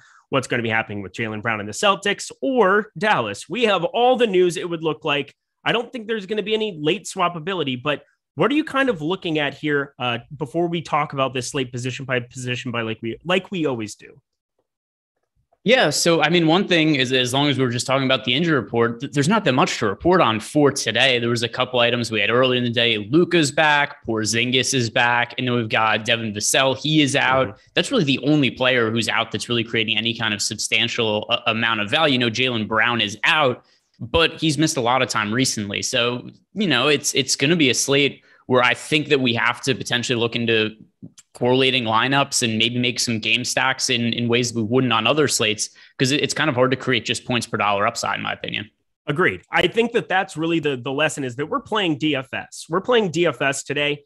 We're not playing the late swap game. We're not playing the massive amounts of leverage. It looks like it's going to settle about appropriate where everything should be. But that being said, I think, the difference in the margin between the top end plays that are popular today is not that different from some of the plays that might be sitting a little bit further down, might be trying to get a little bit different also to isolate some of the ceilings here on this slate. But let's get to it. To the guard position we go. On the top end, Luka Doncic, of course, there. James Harden, Russell Westbrook, LeBron James, DeJounte Murray, who's just been revelatory this entire season, and somebody that, looking at him, 27%, just rivaling Luka Doncic. I mean, that's just so crazy to think about coming into this season. Where are you looking at going at the top end of guard? Yeah, so top end to me, it's Luka is pretty clearly the pay up option that I like getting to. And something to consider here, and it was something also that Adam and I talked about earlier in the day, is that Luka's numbers this year are actually, or not just this year, for his career, are actually better when Porzingis is on the court with him. He's a better fantasy producer than Porzingis is out. And it's something where if you look at it, he's Luka Doncic. He always has tremendous upside. But I wouldn't be looking at the situation with Porzingis being healthy now and thinking that's any kind of demerit or some way that we should downtick Luka Doncic. He's still going to be somebody that I think is one of the better fantasy producers on every slate, kind of regardless. But I'm not breaking news to anybody here. But let's compare him to the other options on the slate. Jason Tatum, he's a good option. You've got James Harden, Kevin Durant. I think Luka projects much better than all of those guys, and he's reasonably priced on FanDuel and DraftKings. So to me, he's the pretty clear pay-up option, not just for guard, but the entire slate. I agree with you. He's my favorite out of the entire grouping. James Harden still has Kevin Durant there. And so long as he has Kevin Durant there, that's going to temper some expectations. So I can find that $200. I can put that to work for sure. Oh my God, you guys are just hilarious. This is incredible. Wouldn't make it past the rock chip, says Alex Baker. Nothing better than having your boss come in here and just trolling you and adding on and piling on. God, I love it. Hey, Pokemon, go ahead. I was going to say, if you could call him names, why can't he call you names? Well, I see what you did there, but we're going to continue on. You're just trying to frazzle me today. I see what's going on here. Everybody hit that like button. Just a reminder there. Let's move on down the board here. There's been a lot of coach speak surrounding this entire Knicks organization, talking about them changing up the rotation. They're 11-12. They're not performing up to expectations. Kemba Walker, Evan Fournier have not panned out correctly for them here. But Alec Burks getting a ton of rostership at 20.7% at the position. Derrick Rose at 19.3%. I'm not super enthusiastic about these Knicks guards, and I'm not finding myself getting to just about any of them. Are you? So I want to see what the Knicks starting lineup is. And one thing that's kind of tricky about this being a 3-game slate is this game is right in the middle. It starts, we've got the Brooklyn-Dallas game, 7:30 lock time. We've got the Knicks-San Antonio Spurs game, 8:30 start time. Also, Eric and I, the slate starts 7:30, but we're going to be sticking around for another 30 minutes to talk about jock market and whatever else reacts to what's happening in the games. But if you look at that Knicks-Spurs game, the indications are the Knicks are changing their starting line because of some of the struggles. I really don't know who they're starting today, though. Do you have any kind of feel of who it's going to be? Because I think I'm going to like somebody. I can't figure out who it is right now, though. Well, the guy that I liked, and this is just my hope, and this is what I'm reading into this entire situation, and not to just jump over to another position, but as I look at this entire roster, as I look at everything here, it's something that we talked about a lot on the Slate Starter podcast yesterday. Obviously, it was a 3-gamer. We were allowed to kind of go wherever we wanted to with the conversation piece, but Manuel quickly ended up starting there 2 games ago, played 38 minutes. He ended up just playing his normal 20 minutes there. RJ Barrett returned, and he just played abysmally bad. 1 for 7 from the field, 0 for 3. And Tibbs is talking about, I'm going to change up the rotation if things continue on this direction. And I started thinking about who that would benefit the most and which guy do I think could just randomly spike more minutes or end up a piece of the rotation that nobody was expecting on this slate. And you want to get it right today or in the very near future, because once it starts to pan out or doesn't pan out, at least there will be a precedent set and people will already know where to go. I'm going to be invested in Obi Toppin today. I'm going to be very invested in Obi Toppin. I think he's probably going to be my biggest stand that I have that nobody's talking about on this slate. He's 3,100. So I want to make my mistake cheap, first of all. But second of all, he's the one guy who's in this rotation who's just never really seen a surplus of minutes. You have to go all the way back to the beginning of the season where he started up against Washington there and played 28 minutes.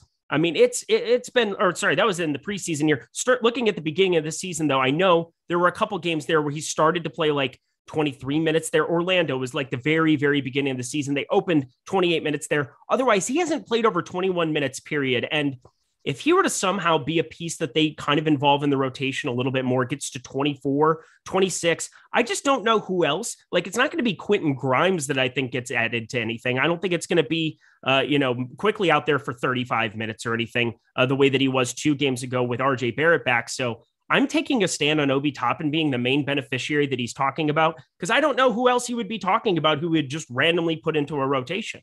I think Nerlens Noel. So by the way, what his action is, he wants to change the starting lineup, not necessarily the rotation. I don't think that Obi Toppin is going to start, but I think there is potential for just Nerlens Noel to start at center ahead of Mitchell Robinson. And I don't know that for sure, but I do know that there was pictures that came out of Knicks practice earlier today that Noel was wearing a starter's jersey. I don't know if that actually means anything, but that's one thing I think could potentially happen. But once again, I really don't know for sure. Okay. Well, I did see that Mitchell Robinson talked about his conditioning the other day. Again, I've gone on a deep dive. It's almost like I prepared for a show or something. But yeah, I went on a deep dive of Tom Thibodeau quotes. And let me tell you, coaches lie all the time, so it's not a whole lot of fun. But Mitchell Robinson himself spoke about his conditioning and called himself out after he got burned by Jokic. Guess what? A lot of people are getting burned by Jokic. you don't need to make excuses for having Jokic show you up. He's going to show a lot of people up, but he had talked about how he wasn't exactly right and needed to work on his conditioning. So I do agree with you. Nerlens Noel, another guy to keep your eyes on here. That's definitely something that we want to be looking at for this slate, because it's a small piece of it. Not going to be like 25%, 30%, of a Nerlens Noel spot here. But yeah, as you said, if that starting lineup comes out wonky, we'll be able to react to it. We're going to be around for half an hour after the fact. Looking forward to that. All right, let's continue back at the guard position here. Over on FanDuel, we have a big piece here in Dennis Schroeder, 5,200 for him. He is almost impossible for me to get away from over there. And looks like the field is agreeing with me there. 60% nearly rostership for him on that site. Over on DraftKings, much more tempered at 6,400. You have Marcus Smart at 6K there. What are you doing with some of these Celtics guards? Yeah. So also, if you look at, and let me pull up the latest ownership run, because I haven't checked to see if it's updated during the show or not. I do think that price tag on Dennis Schroeder, particularly on FanDuel, totally agree with you. Very difficult to get away from. But I do think if you're playing 150 lineups, it's reasonable to certainly make some lineups where you're looking for pivots and trying to get away from in spots. And on one hand, I'm like, where it makes sense is you go to Marcus Smart instead of Dennis Schroeder. However, Marcus Smart now projected for over 40% ownership as well. So that is not quite an option. But the one that is potentially Josh Richardson, only 11% owned right now on FanDuel at 4,500. I think that's a spot to look as a guy who makes sense as a pivot play. Points per dollar is he my favorite play on the slate? No, not really, but it's hard to find value today. There's a mass amount of ownership on FanDuel going to Smart and Schroeder. And I think if you're looking for scenarios or one of them fails, potentially foul trouble, and that would ultimately lead to Richardson playing extended minutes. Love it. Absolutely love it. I think Josh Richardson, a guy that I'm a little bit higher on, because you have a guy in Lonnie Walker, the fourth, I believe it is. So there you go. Lonnie Walker, 30% rostership over on DK. If you head over to our boom bust tool, you want to be looking at some of these leverage guys, and he's just not somebody that there's a ton of leverage to be had on this slate. You're looking at Alec Burks, a ton of negative leverage there. Somebody that I'm not high at, 6,700 for him over on DraftKings. Not my favorite play. We've got a couple lineups, but 15.4% optimal percentage for him there. Lonnie Walker, though, 3,400. If that's going to be every other person's bit of savings going to him, I will just go elsewhere. How are you handling him alongside Derek White, alongside DeJounte Murray? Yeah, so I think that he's certainly the guy who stands to gain the most minutes from Vassell being out. And there just isn't that much value today. So really anybody that's cheap that I think could potentially be playing extended minutes, I want to get exposure to. And is Lonnie Walker the fourth, the best fantasy producer in the world on a points per minute basis? Absolutely not. But 3,400, particularly on DraftKings, where we're just hurting for guys that are cheap to save money with. There's a scenario where Lonnie Walker scores 18 fantasy points, but Luka has a big game. Maybe Tatum has a big game, and you just need those salary savings somewhere. I don't think he needs to have a massive ceiling to be in the optimal lineup just in the context of this slate.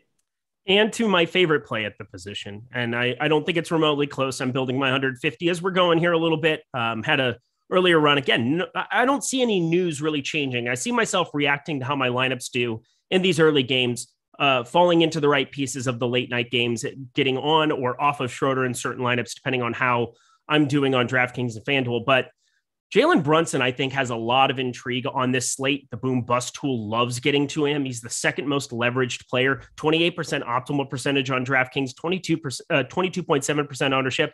Obviously, he would have been the most rostered player if you had Luka Doncic ending up ruled out, or even if you got Zinger out. I think he would have been another offensive option people would have gone to. But as a result of him, of Luka and Porzingis being in, I think Jalen Brunson becomes a really nice target for this slate. Do you agree with me? So it's twofold. I'm overweight to him in my current build, but I'm really unsure about his minutes. So I think there's a discussion we had here about how much he's going to play, because we have Porzingis and Luka both expected to play today. And if you look at the most recent games where both of them were active, the minutes were kind of limited for Brunson. Now, with it in mind, some of those games were not very competitive. So game against the Cleveland Cavaliers on 11/29, he plays 22 minutes, but the game was decided by 18 points. The game against the New Orleans Pelicans, he plays 24 minutes. The game was decided by a final score of 139-107. And then there's all these games where he had a lot of fantasy upside. He had really big games, but there's constantly been players out for the Mavericks. Now everybody's healthy, and I'm kind of relying on some of our projections here. And just the minutes projection also, because I'm really unsure how much he plays today, because like I said, these games are either he starts or it's a blowout. And I just don't know what to expect from playing time perspective from how many minutes are you projecting him for? Right now, I'm looking at 27 that I've got for him. I think, what do we have him for? 26.25. Yeah. So it's pretty in lockstep there. Everybody, this team went from very unhealthy to very healthy very quickly. So yeah, there's going to be issues, but here's the thing is that Trey Burke has been randomly playing like 13 minutes. I just think Trey Burke's out of the rotation now. I think that you have Frank Ntilikina, somebody who's been picking up minutes. I think he maybe one of those two, Trey Burke or Frank Ntilikina, is going to pick up like the 8-10 minutes. I just think whatever they were kind of playing as an aggregate together, I think most of that is going to Jalen Brunson now. So I think that I'm not as concerned with the minutes as what you might be. What I just like is that the ownership isn't going to be there for a piece that I think is just going a little bit undervalued. Somebody that definitely has some offensive prowess, performs at a fantasy point per minute over the course of the last calendar year. Some of that with Luke on, some of it off, but just as kind of a flat line, that's a really good number to be getting on him. Far more appealing for me on this slate now that he's not going to be popular, now that he's not going to be like the talking point where you just have to jam in 100% and move on with your day. But do you have anything else that you want to talk about with Brunson? Not really with Brunson. Ultimately, I'm just going to rely on some of the tools we have on the site, and I'm going to come in slightly overweight to him. But here's the kind of exposure I have to him. If he plays well, I'm going to be disappointed if I don't have more of him. If he plays poorly, I'm going to think, oh, I knew he wasn't going to get the minutes. So I've set myself up to be unhappy no matter what the results are. Well, speaking of setting themselves up to be unhappy, Dave DeRemer. So he started with this. I'm just going to talk you through this because this is the mind of, somebody in YouTube chat, a guy who's fantastic. He does fantastic in the Awesemo streets, always a willing participant, always, defending, always out there winnings, posting screenshots, doing all the good things here. He started with at Greg Ehrenberg. Would you make a group of Celtics guards for 1 or 2 max? Schroeder, Smart, J Rich. Then he was like, or Eric, LOL. And then he added me at the bottom end of it because he saw that I would probably be sensitive and probably be somebody who was not okay with that. But anyway, Greg, because he asked you first, would you make a group of 1 or 2 max of Schroeder, Smart, or J Rich? Well, I think I'm going to let you handle this a little bit because I don't want to hurt your feelings too much. But okay, you haven't put that much thought into it yet, so I'll make sure I answer I've first. literally not thought about it. I'm stalling. Yeah, so I don't have, for 3-game slates, I don't really make too many groups or really sweat things too much. If there's a really specific scenario where I think that maybe there's 2 centers that could be splitting minutes 24-24 that could both be viable, maybe then there'd be a situation where I try to limit one. But for today on a 3-game slate, we're hurting for value. I'm just running my projections and trying to, where possible, get to maybe a little bit more lineups where I've got players from the same game. So there's potential for, just stack upside in case one of these games goes to overtime. But I'm not really specifically trying to limit certain guys I'm getting in lineups together. Awesome. That's fair enough. I don't think we need to. I don't think we need to be that constrained with your groups on a 3-game slate. Again, if that game shoots out, Smart, Richardson, I think there's a number of scenarios where those guys are on the floor together. I think they can definitely all get there together. Of course, we'll talk Tatum. We'll talk about him and the priority he is for me at the forward position. I think he should be the forward position for a lot of people, and curious to get your takes there. But are there any guards that we haven't discussed yet that are players that you're getting to more or substantially less than the field on? Malik Monk. I let me see if his ownership has changed, because at least early in the day, he was not the first guy I expected you to fire off that you were going to be discussing. Were you saying you're higher on him or lower on him? I mean, just look at his results as of late and what his ownership is. To me, I think he's somebody who deserves to be way more popular. He's scored at least 29 fantasy points now in 5 of the last 6 games. And this isn't a scenario where I'm just box score watching and cherry picking games. His minutes are up and his usage is up. So last couple of games on the aggregate, we're looking at 31 minutes per game, a usage rate of right around 24%. So we're seeing increased minutes and increased usage for a guy, Malik Monk, who's coming off the bench for the Lakers, and they just don't have other guys to score off the bench for them. So I think that he's somebody who's getting a little bit overlooked today. All right, Caleb McLean with the super chat. Do you guys have a lean on Yahoo? So, I mean, this is just basically a 1v1 question. So I feel all right with this. Patty Mills or Dwight Howard straight up as a last piece in? Dwight Howard for me. Same, I haven't. Yeah. I have Howard projected higher. My expectation is that he sticks in the starting lineup for now. Obviously, the optimal scenario for the Lakers, Anthony Davis starting at center. You know what the issue is, though? Anthony Davis doesn't agree. Anthony Davis doesn't like to play center for reasons unbeknownst to us. But last game, we saw Dwight Howard start at center. He played 21 minutes. And even if we just give Dwight Howard those 21 minutes again, he's a guy who scores over a fantasy point per minute. We're looking at, 22, 23 fantasy points in that scenario relative to his price tag. It does make him a really good points per dollar option. Jordan Lockhart coming in with 20 strong there. Nightly super chat for my dudes. I need a W tonight. Thanks for the content. You are welcome. Again, just ridiculous amount of super chats, ridiculous amount of love. We appreciate you as always. Foster Elijah 1, last man in Bembry or Finney Smith, DKGPP. We're going to get to the forward spot here, but we'll lead off with that one. Bembry or Finney Smith for you? Finney Smith, who I don't have a massive amount of exposure to him, but he's relatively cheap and he's going to play extended minutes, which for this particular slate that makes somebody viable. If somebody's cheap playing minutes that I could rely on, I'm going to want to get to them. All righty. Yeah, we got a fun chat today. I'm excited to be here. Lovely to see all of you here. If you want to hit the like button while you're at it, that wouldn't be so bad here either. And hey, they want me to cover WNBA. I cover everything else here. So I'm happy to cover that here too. Why not? Screw it. Wherever there's money to be made in DFS, we're going to be chatting it here at awesemo.com. And I'm happy to be a part of it. Oh, all right, cool. Give me a pick then. Who are you picking to win the WNBA championship next year? So the rest of the positions here, we got Reggie Bullock here, Evan Fournier, other guys that I'm just a little bit lower on than the rest of the field. Again, I just don't think that there's that much of a need to be going down. Like Bullock is playing some just horrendous minutes out there right now. I'm not going to be rostering him. Evan Fournier, I think he might be the guy that they cut some minutes into here if I'm going to be following my top end theory. But Evan Fournier, 4,700. I think he's somebody that you can have in a couple lineups, 15%. I mean, if you had told me you were going to get 30 minutes of Evan Fournier here, we haven't projected for 28 and a half. So I think somebody there at Awesemo might be agreeing with me a little bit there. Plus RJ Barrett, I expect to be playing more minutes than what did he play? 25 against Denver there after being out for a week. So I'm expecting those minutes to trend up. Evan Fournier's to come down a little bit. That falls in lockstep with my theory there, but anything else for you at the guard position, and then we'll move ourselves along. I don't want to play a game with you where we just throw out three names and one of them's a real WNBA player, two of them are fake, and you have to pick which is the real one. It's not a fun game. It's not a fun game. Well, I mean, you're such a big fan. I think why not?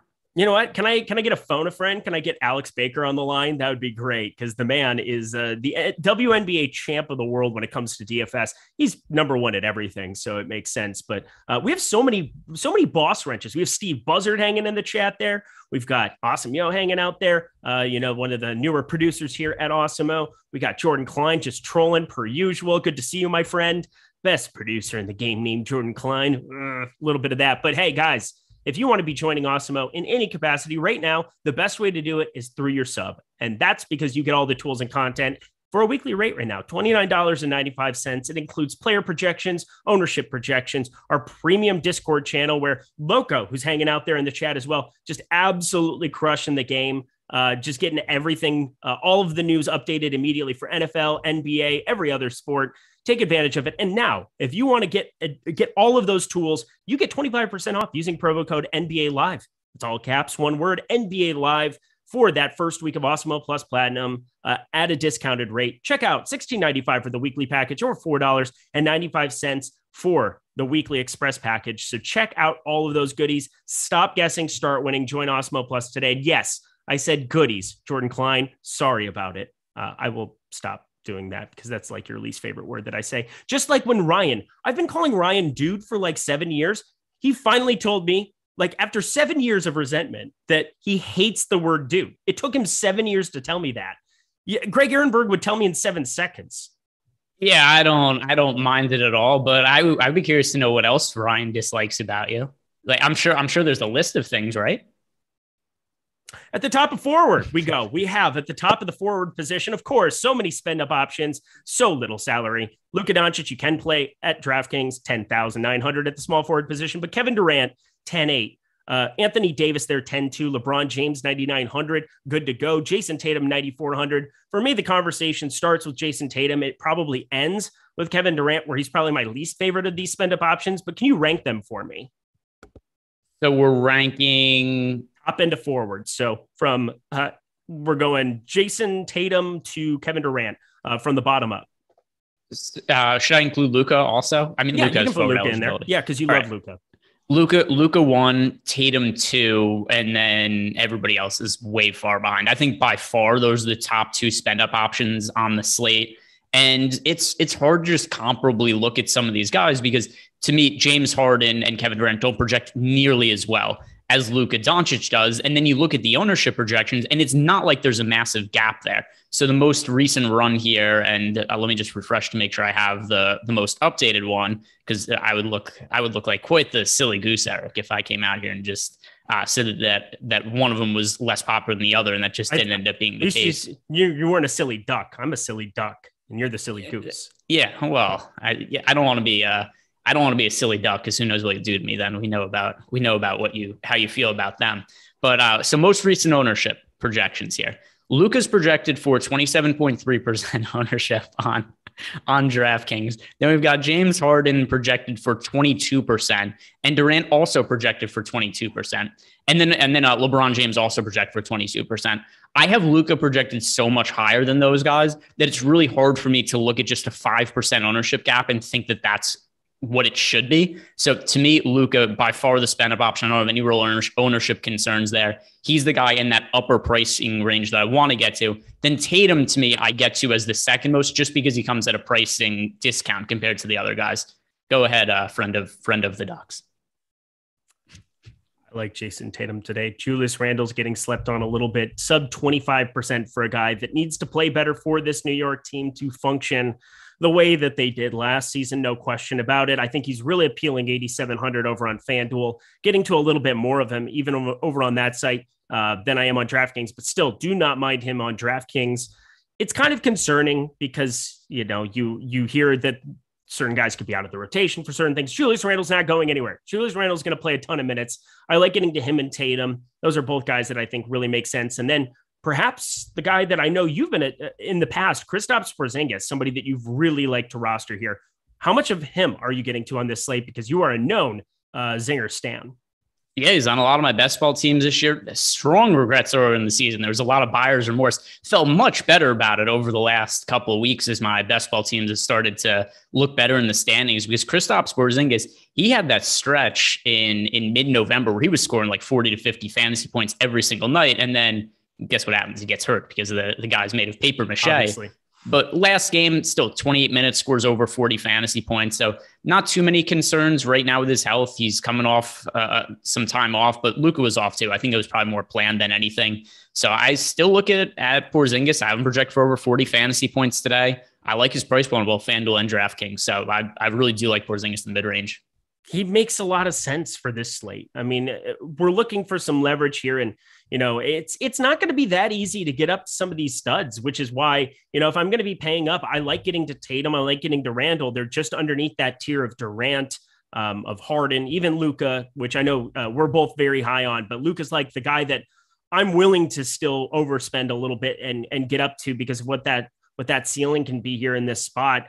It just feels thin to go up to the top end and not and sacrifice so much of this mid-range where I think it's a little bit more, it's a little bit easier to make lineups that you can find palatable here in this mid-range. It just makes more sense for me. So I'm getting to Zinger, Randle, Tatum. Those are my favorites there at forward. And then Anthony Davis, I wish.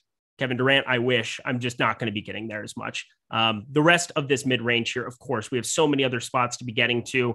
We've got Al Horford, somebody who's always popped in our projections. And I think this is the lightest that our projections have been on Al Horford in a while. But part of that is his tag is ballooned all the way up to 7,100. I guess it's actually down from the 7,600 he was at 2 weeks ago here. But what are you kind of doing with Al Horford?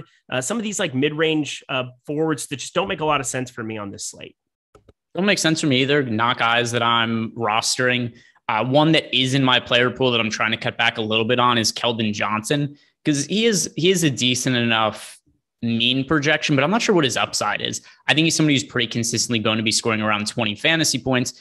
And if you look at his games over the last handful of time now, let's see, going back to the start of November, he's only had a handful of games where he's really had upside. He had one game where he scored 41 fantasy points against the Boston Celtics. But beyond that actually might be he has 2 games this entire season with over 40 fantasy points. So look at him at $5,600 and he's in play for me, but probably more of a floor play than a ceiling play. So I'm not massively interested in him. Is there any piece of value? Because we got to start finding some value in some places. And, you talked about liking Lonnie Walker. Keldon Johnson is actually the second best value at the forward position. There's only 3 guys projected, quote unquote, 5X over on DraftKings right now in our projections. That's DFS, Dorian Finney-Smith, Keldon Johnson, and Lonnie Walker. Pretty surprising how scarce value is, even for a 3-gamer here. Is there anybody on the cheap end of forward that you're getting to? Let's see. Dorian Finney-Smith, I mentioned before because we had a question about him, and I said he's cheap. He's going to get minutes. That makes him in play on this slate. The guys that I'm really saving money with, though, for the most part, it's Lonnie Walker, Malik Monk, Josh Richardson. And those guys are guard eligible. So a forward spot, I guess I'm paying up more here. And don't forget also, at least on DK, Luke has small forward eligibility also.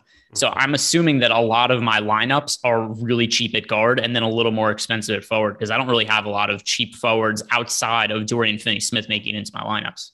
Yeah, I don't have many either outside of Obi Toppin, which is just not a great wagon to hitch to. But, it's a 3-gamer YOLO. Let's go. Happy to get to him. Doug McDermott, somebody that I wanted to talk about. He's 4K. He ended up coming back in. He's starting right off the bat here. Had some decent enough shooting games, 3 in a row here. Sure, he's shooting dependent, but I still like him at 4K on this slate. If he shoots the ball well, 4K, he provides some kind of savings. Do you have any rostership of him? No, I don't. I'm looking through my lineups right now. There we go. Easy enough. And yeah, it's really, like I was saying before, if I'm trying to consider opportunity cost and where I want to spend up or want to save my money, I really do like a lot of these cheap guards, and I like the guys that were able to pay up for it forward. So I said I have some exposure here to Dorian Finney-Smith. Keldon Johnson, I have some just because of his points per dollar projection, but I am certainly concerned about his upside. So my most exposed players when I'm looking at forwards are really more expensive players. All right, Gabriel, me friend, do you prefer Quickly or Barrett on FanDuel? What did you say? Nobody heard it other than you. Jordan Klein didn't hear it. We need Jordan. We need Jordan to get hooked up with the same sound drops that Tyler has, the duck noises that sound like farts, but we need some real good duck noises. Every day when Eric comes in as an intro, I think it should be a thing. Maybe I'm hosting. I go, here's Eric Lindquist, and then we get some quack noises. There's some good stuff that we could be doing with that for sure. As for Quackley versus RJ Barrett today, so Barrett's been out a little bit as of late, and we saw some big games from Quickley, but keep in mind earlier in the season, Thibodeau was not playing Quickley very big minutes. Now he's going to be getting more minutes going forward because Kemba Walker is no longer in the rotation.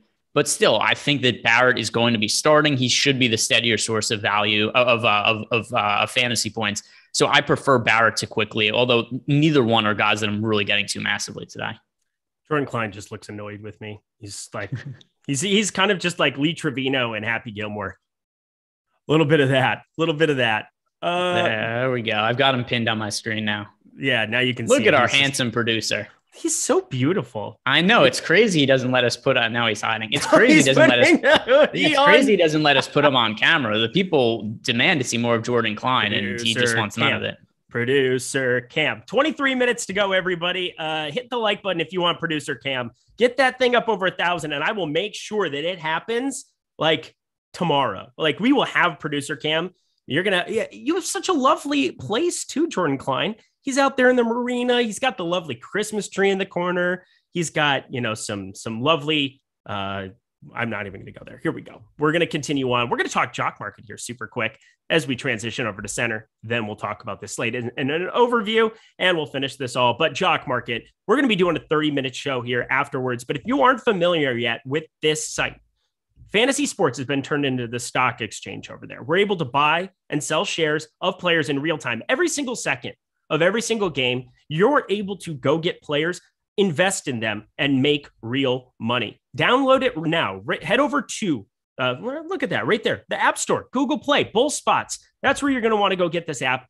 They have NFL as well as NBA, as well as NHL. They have PGA when that gets back here for the Tournament of Champions coming up in January at Kapalua. It's kind of fun to be able to have just played a golf course. They're going to have the next PGA Tour event on, but I digress. Check out everything over at Jock Market here with promo code Awesemo, because that will give you a $50 bonus on your first deposit. Nothing better than building and sustaining your bankroll by using promo codes, and that is ours, Awesemo. Use it now. Get that first market guarantee as well. So if you play NBA tonight, Jock Market will refund all of your losses up to $100. Same thing for NFL. If you want to play Week 14 NFL, if you want to play any of the showdown slates that they have, which are a lot of fun over at Jock Market, you have a first market guarantee of $100. So that's just a free risk bet. You have the opportunity to go and play. So use our free Jock Market IPO projections. We're going to be referring to those throughout the show here, starting up in 21 minutes. And thank you so much to them for their sponsorship. Such a fun site. Go download it now, and we will be ready to rock here in just no time. All right, let's talk some center here. There are a number of centers here, per usual, that you might want to be investing in. We got Dwight Howard there on the top end. Somebody's projecting out well from a value extent, but Jakob Poeltl and LaMarcus Aldridge, they're nearly identical prices on just about every single site. Jakob Poeltl, a little bit more expensive on FanDuel. LaMarcus Aldridge, a little bit more savings. I think that kind of makes up that question. But at 5,900 and 5,700 over on DraftKings, which one do you prefer on this slate? Poeltl. So I've talked a lot about Aldridge when he's been popular in the last few games. I haven't been playing him. And here's the real big concern that I have with LaMarcus Aldridge. Now that he's in the starting lineup, he had excellent usage, fantasy production when he came off the bench. And the logic was he moves into the starting lineup. All right, now we're getting extra minutes for Aldridge. Just no sense, common sense, no brainer. Seems like he's going to smash. The problem is the usage just isn't there for him in the same way in the starting lineup. And we have a decent sample size of this now. And it makes sense because he's playing with James Harden and Kevin Durant before he didn't have to compete with them for touches. So we've now seen LaMarcus Aldridge start in 5 games. Do you know what his usage rate is in those games? Oh, based on what you just said, like 14%? 17.7, but when he was coming off the bench, he had a 27.2% usage rate. So that's a massive change. And obviously, it's just a result of him playing with Kevin Durant and James Harden now. So it's something that I've been struggling with a little bit in terms of how do I adjust his usage now that he's in the starting lineup. And I just think we have to really downgrade his overall rates. And here's something else. As a reserve this year, he was playing 21.4 minutes per game and averaging 25.36 DraftKings points. As a starter now with the reduced usage, he's playing 31.1 minutes per game, so way more minutes. But he's only averaging 27.64 DraftKings points. So we're seeing 10 extra minutes from Aldridge, but the production is almost identical because of the dip in usage. So now I'm looking at with the price point gone up, he's really popular today. He's somebody I want to be underweight to the field on. Maybe I'm wrong and the usage just picks up, but from where I've been standing with him as of late, he's been really popular on a bunch of slates in a row. And I've done pretty well by staying off him just because I think the usage is going to be lower than what a lot of people are projecting. All right, we got a Dallas starting lineup here, and Cut the Check in the chat. I don't think he likes me, but hello, Cut the Check. He brings up a good talking point. Brunson not starting. I never thought he was going to start here. I thought that it would make a lot of sense to bring him off the bench, play, the first rotation, his first rotation when you take Luka off for the first time in that game. But Doncic, Bullock, Finney-Smith, Porzingis, Powell. That is your starting lineup here. Any reaction to that here? It seems like what I expected. Yeah, it's the normal starting lineup, and then. Once again, you look at Brunson's numbers this year, and he plays less minutes coming off the bench, but it's not like they usually crater. He plays 26 and a half minutes per game as a reserve. We were talking before about what his minutes are going to look like today. I think it's a sliding scale. If he goes out and plays 22 minutes today, I wouldn't be massively surprised. Maybe he shoots really well off the bench. He gets extended minutes, but who knows? Jason Kidd, his greatest strategy ever came up with spilling water on himself on the bench. So I never know exactly what he's thinking. I'm slightly overweight to the field on Jalen Brunson. But I'm definitely a little I don't feel super great about it. I don't feel super great about it either. Everybody was just giving you props. You dropped some mad knowledge there. I very much appreciated you bringing some nice analytical approach here to my degeneracy that we exist, that you have alongside me here on the Live Before Lock show. Always keeping me in check. Appreciate that, Greg Ehrenberg.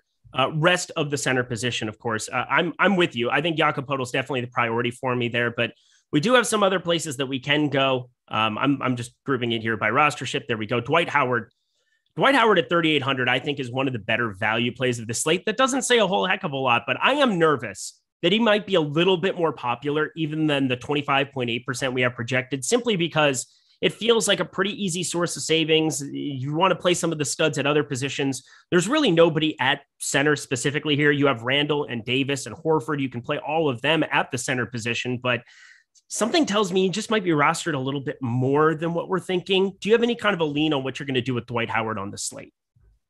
Playing a pretty good amount of Dwight Howard on this slate because I had 44% and it just felt weird. Yeah, I mean, there aren't that many cheap guys to go to that we could feel decent about. So one thing that I am actually starting to look at now as a potential pivot play is going to be Nerlens Noel in that same price point, just because as we're talking to the slate more and trying to figure out, what potential guys could end up in the starting lineup for the Knicks. And it seems like Nerlens Noel is a possibility. I don't know that people are going to be rostering him, particularly if that starting lineup comes out while you and I are doing the jock market segment, which is going to start in 16 minutes. So I think that we should be looking at somebody like Nerlens Noel right now, maybe just assuming he starts and build some lineups that way and then adjust if that doesn't end up being the case. Somebody said that Obi Toppin took a little bit of a jump up in our projections. I don't see that. We still have him for 14.4. Again, that's more of it's like a reading the tea leaves kind of a play where I don't really know what else they could possibly do to change up that rotation outside of what you would have, the aforementioned Mitchell Robinson, the aforementioned Nerlens Noel. So we're looking at this combination of players. That was actually a good segue. Good job, mate. Pat on the back. Here we go. What are you doing here with that center position? Because he was popping up a lot for me on FanDuel. I have tempered down. That is Mitchell Robinson, by the way. Okay. But Nerlens Noel, are you playing him then? Are you kind of feeling like he might be a piece that we're going to be adding to our lineups very, very quickly if he ends up in the starting lineup?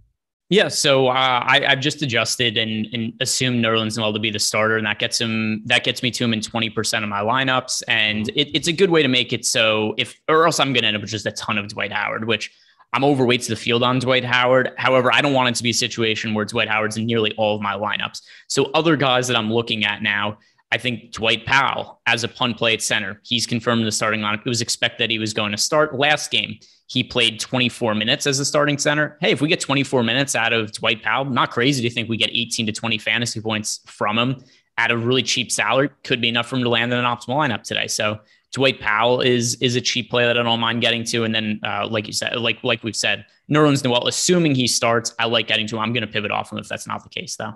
Yeah, I mean, he's 3,900. He makes a very easy swap on DraftKings. You just global swap to Dwight. The thing is, if you have him in the same lineup, that's not going to work out as well. I think there's pretty easy spots, though, with two other games coming up after we'll get that starting lineup to make that work from a late swap perspective. I'm looking over here on FanDuel, see if we kind of have the same conundrum. But now with power forward and center eligibility for a majority of these guys, even for these center onlys, which Mitchell Robinson and Nerlens Noel are 5,100 and 4,900, it's going to be pretty easy to kind of make some maneuverable lineups here to get off of that Nerlens Noel exposure. I'm looking at Paul Millsap, ain't it? That's for sure. But $100, $200 more. We'll have a number of Celtics, I think, in our lineups to be able to pivot off of. So I'm not concerned whatsoever based on whatever that is. And we'll have half an hour to be able to discuss what we're going to do if we do get that lineup on the Jock Market Show. Looking forward to that. Is there anything else you want to talk about here at center? I think we've covered pretty much every single scenario. I want to open it up to some questions. And, if we do get that starting lineup, we'll be able to react to it. But anything else for you from center? Oh no. Jabari Parker ruled out. End of the slate. Sorry. I just thought it was funny. All right. You know what that means? That means I have to double my exposure to Aaron Neesmith from 0% to 0%. That's the fallout there. Hey, you know what? It's easy to double zero because 0 is 0. And then Juancho Hernan Gomez, fire it up for 1 point. Other centers, I think we've covered all of them. What are you doing with LaMarcus Aldridge? I went on a decent sized rant about his usage rate there. And it's only 5 games. I could be wrong. Maybe he takes more shots. Right now, I have about a third of the amount of exposure to him that the field has. Where do you stand with him? I love LaMarcus Aldridge. I think on FanDuel, I'm getting to him more. Again, I'm playing more over here on DK, and I think it's pretty easy. A lot of my lineups have Podol and him in it. I never thought I would ever say, hey, I like LaMarcus Aldridge on a slate here, but going up against Dallas as well, Zinger getting back into the mix here, I think it's probably a decent enough spot for him to sit out there in the mid-range and knock down a bunch of shots. He's been shooting the ball quite a bit too. I mean, he has double-digit attempts here from the field in what is it, like 10 straight? Like a ridiculous number 1, 2, 3, 4, 5 starts now, coming off of 17 shot attempts against Chicago. He can get there in volume. I think he's somebody that if he plays these 34, 36 minutes, he's going to run into a double-double eventually. Why not tonight against Dallas here? Obviously, he's very popular. So 30%, I don't know if I want to be getting nuts over top of that, but I like him enough that I think he's going to be right around that number. Right now, I currently have him in 32% of my lineups. I'm going to crunch one more time, upload that, and go. But Jakob Poeltl's still my priority there. I'm getting 46% of him. He's my highest owned center. But him and Aldridge still 1-2 for me. I'm making such a different play with Obi Toppin in a lot of these lineups. I'm making such different pivots off of Lonnie Walker, other spots that, for me, I'm getting to a lot more Brunson than the field that I don't have to worry about eating some of the chalk here at center. Yeah, he's particularly on FanDuel. Aldridge is so popular. He's projected to be nearly 50% of lineups, and I'll give the ownership a refresh to see if that's changed. But last I looked, still the same number. So over on FanDuel, LaMarcus Aldridge projected to be in 46% of lineups. Mm-hmm. So I see the logic still where everybody's like, hey, he had so much usage off the bench. He's always been a good points per fantasy producer. I want to play LaMarcus Aldridge. I get that logic. But I think there's some unknowns here with that usage rate dropping, and he's 46% owned right now, projected on FanDuel. Over on DraftKings, we project for 30%. So to me, I just look at those numbers, and I think it's too high considering the risk factors. Now, on the other end, if he was 10% owned and we had those same risk factors, I would say, I want to get overweight to the field on the Marcus Aldridge because there's a chance that his usage could spike. But just because he's so popular, I think it's a good spot to be underweight to the field. And that's probably what's going to make or break me today, to be honest. Yeah, for me, it's going to be some of the Lonnie Walker over on DK, 3,400. I just think it's thin value. I could see them going a number of different ways. I mean, what was that Primo thing that they pulled out? He played 18 minutes the other night. That was very, very random. That was yesterday, wasn't it? Joshua Primo played 18 minutes yesterday. It was on a back-to-back. So again, I'm not looking to actively roster Primo, but Trey Jones played 14 minutes as well. So, I mean, there's just a number of weird things that I think that they can do just to give some extra minutes here and there to other guys that I don't know if Lonnie Walker is my absolute priority. He only played 20 minutes last night. It could be something similar where they limit him again. Maybe they just let him go here in this spot. But for me, I'm just going to be lighter on it because I think there are other plays, even around that same price range, that are just projected within such a tight outcome that I don't want to go nuts with a guy who's 30% over on DK. So I think that for me is going to be my big fade. I'm a third of the field right now, and I feel pretty comfortable with that. Yeah, who knows? Maybe this could be how happy would Jordan Klein be if this is a Cam Thomas slate? Jordan, the world's biggest Cam Thomas fan, and we got a question about Cam Thomas. I don't know if you saw this, but Jets I saw Paul Millsap is what I saw. Oh, no, we had a Cam Thomas question. Oh, joy. Which I thought that Jordan would be thrilled to know that his love of Cam Thomas is infectious and it is spread to other members of our community. But Jets World asked us, this is for FanDuel in the $333 GPP. Cam Thomas, boy, that would take some balls to play Cam Thomas. I know Jordan doesn't think so. He just thinks that's lock of the day every slate. Cam Thomas, Bryn Forbes, or Obi Toppin, last man in FanDuel GPP. I know your answer, Eric, and I'm going to agree with it. And that is Obi. And just all those plays that you threw out there, Jets World, these are all guys that I think are pretty low probability plays, but I think Toppin has the most upside of the group. That end, the Knicks are shuffling up their starting lineup. Who knows what the trickle-down effect is on the rest of the rotation? And maybe he stands to benefit. So just from that standpoint, I think he's the most upside of the trio. You didn't even say my name or anything, but that's the nicest thing you've ever done for me. It's just back me up on Obi Toppin. I said your name. Okay, that's true. You said you did say, yeah, I know Eric's answer, but it was I thought it was gonna have a twist at the end there. It didn't. It followed exact logic for you loving me, and I feel so loved and appreciated. Let's keep it rolling. What? Quack. Quack. Woke up and the pain was gone. Again, I don't know why that's what my brain always gravitates towards. I guess Iceland is covered in ice, or what is it? Greenland is covered in ice, and Iceland is very nice. I thought Greenland was green. And do they have what is the bird demographics there? I don't know. I really. All right. I mean, it doesn't really. Greg. I figure wherever you live, it's based on the zoology. The nice thing is if I just pretend to be sad, I can upload my lineups and continue to update. It's a good stalling tactic for you. And watch this. Let me see if we have any more. I'm done. Perfect. Now I'm ready to rock. Let's take a look here at the chat. I'm going to see if there's any questions we've got. 7 minutes. This is a 3-gamer. I knew we were going to breeze through that, but 2.7K of you hanging out here talking some NBA on a Tuesday evening or afternoon in my case. Hit that like button. Give us some love. Give Jordan Klein the love that he deserves as well. Working over there, you just out of his mind how many shows this guy is producing. We much appreciate it. Yeah, you are appreciated. That's a compliment. Ooh, look at you. You're lovely. Here we go. Anything else? How much Enos Freedom are you getting to? I honestly thought and considered about playing him, and then I kept living my life. What are you going to be doing with the free bird? I don't think he's going to be very free today. I think he's going to be parked on the bench for the majority, if not the entirety of the game. He played 22 minutes last game, but that was in a blowout scenario. The final score was 145 to 117. Also, Al Horford was out that game. So I think that we're going to see those minutes reduced. The game before that one, 3 minutes for Enos Kanter Freedom. So I do not expect him to be unleashed. Z Carpenter, he said, seriously, WTF are they talking about Noel starting? We're talking about the fact that Tibbs flat out said, I want to shake up the rotation. They're 11 and 12. They need to do some different stuff. And why not bring in Nerlens Noel to start here a little bit? Mitchell Robinson self-proclaimed that he is out of shape. Maybe bringing him in to be an energy guy off the bench. I don't think it's the craziest thing that I have ever heard here. Nerlens Noel, 0 usage that's going to be going his direction too. Whereas, Mitchell Robinson from time to time can, I don't know. Nerlens Noel's cheaper over on DK. I like that. I'm hoping that we get him. Tatum or Durant, spamming the chat. Don't do that. Plus it's going to be different on each. No, it's not going to be different on any side. I prefer Tatum straight up everywhere.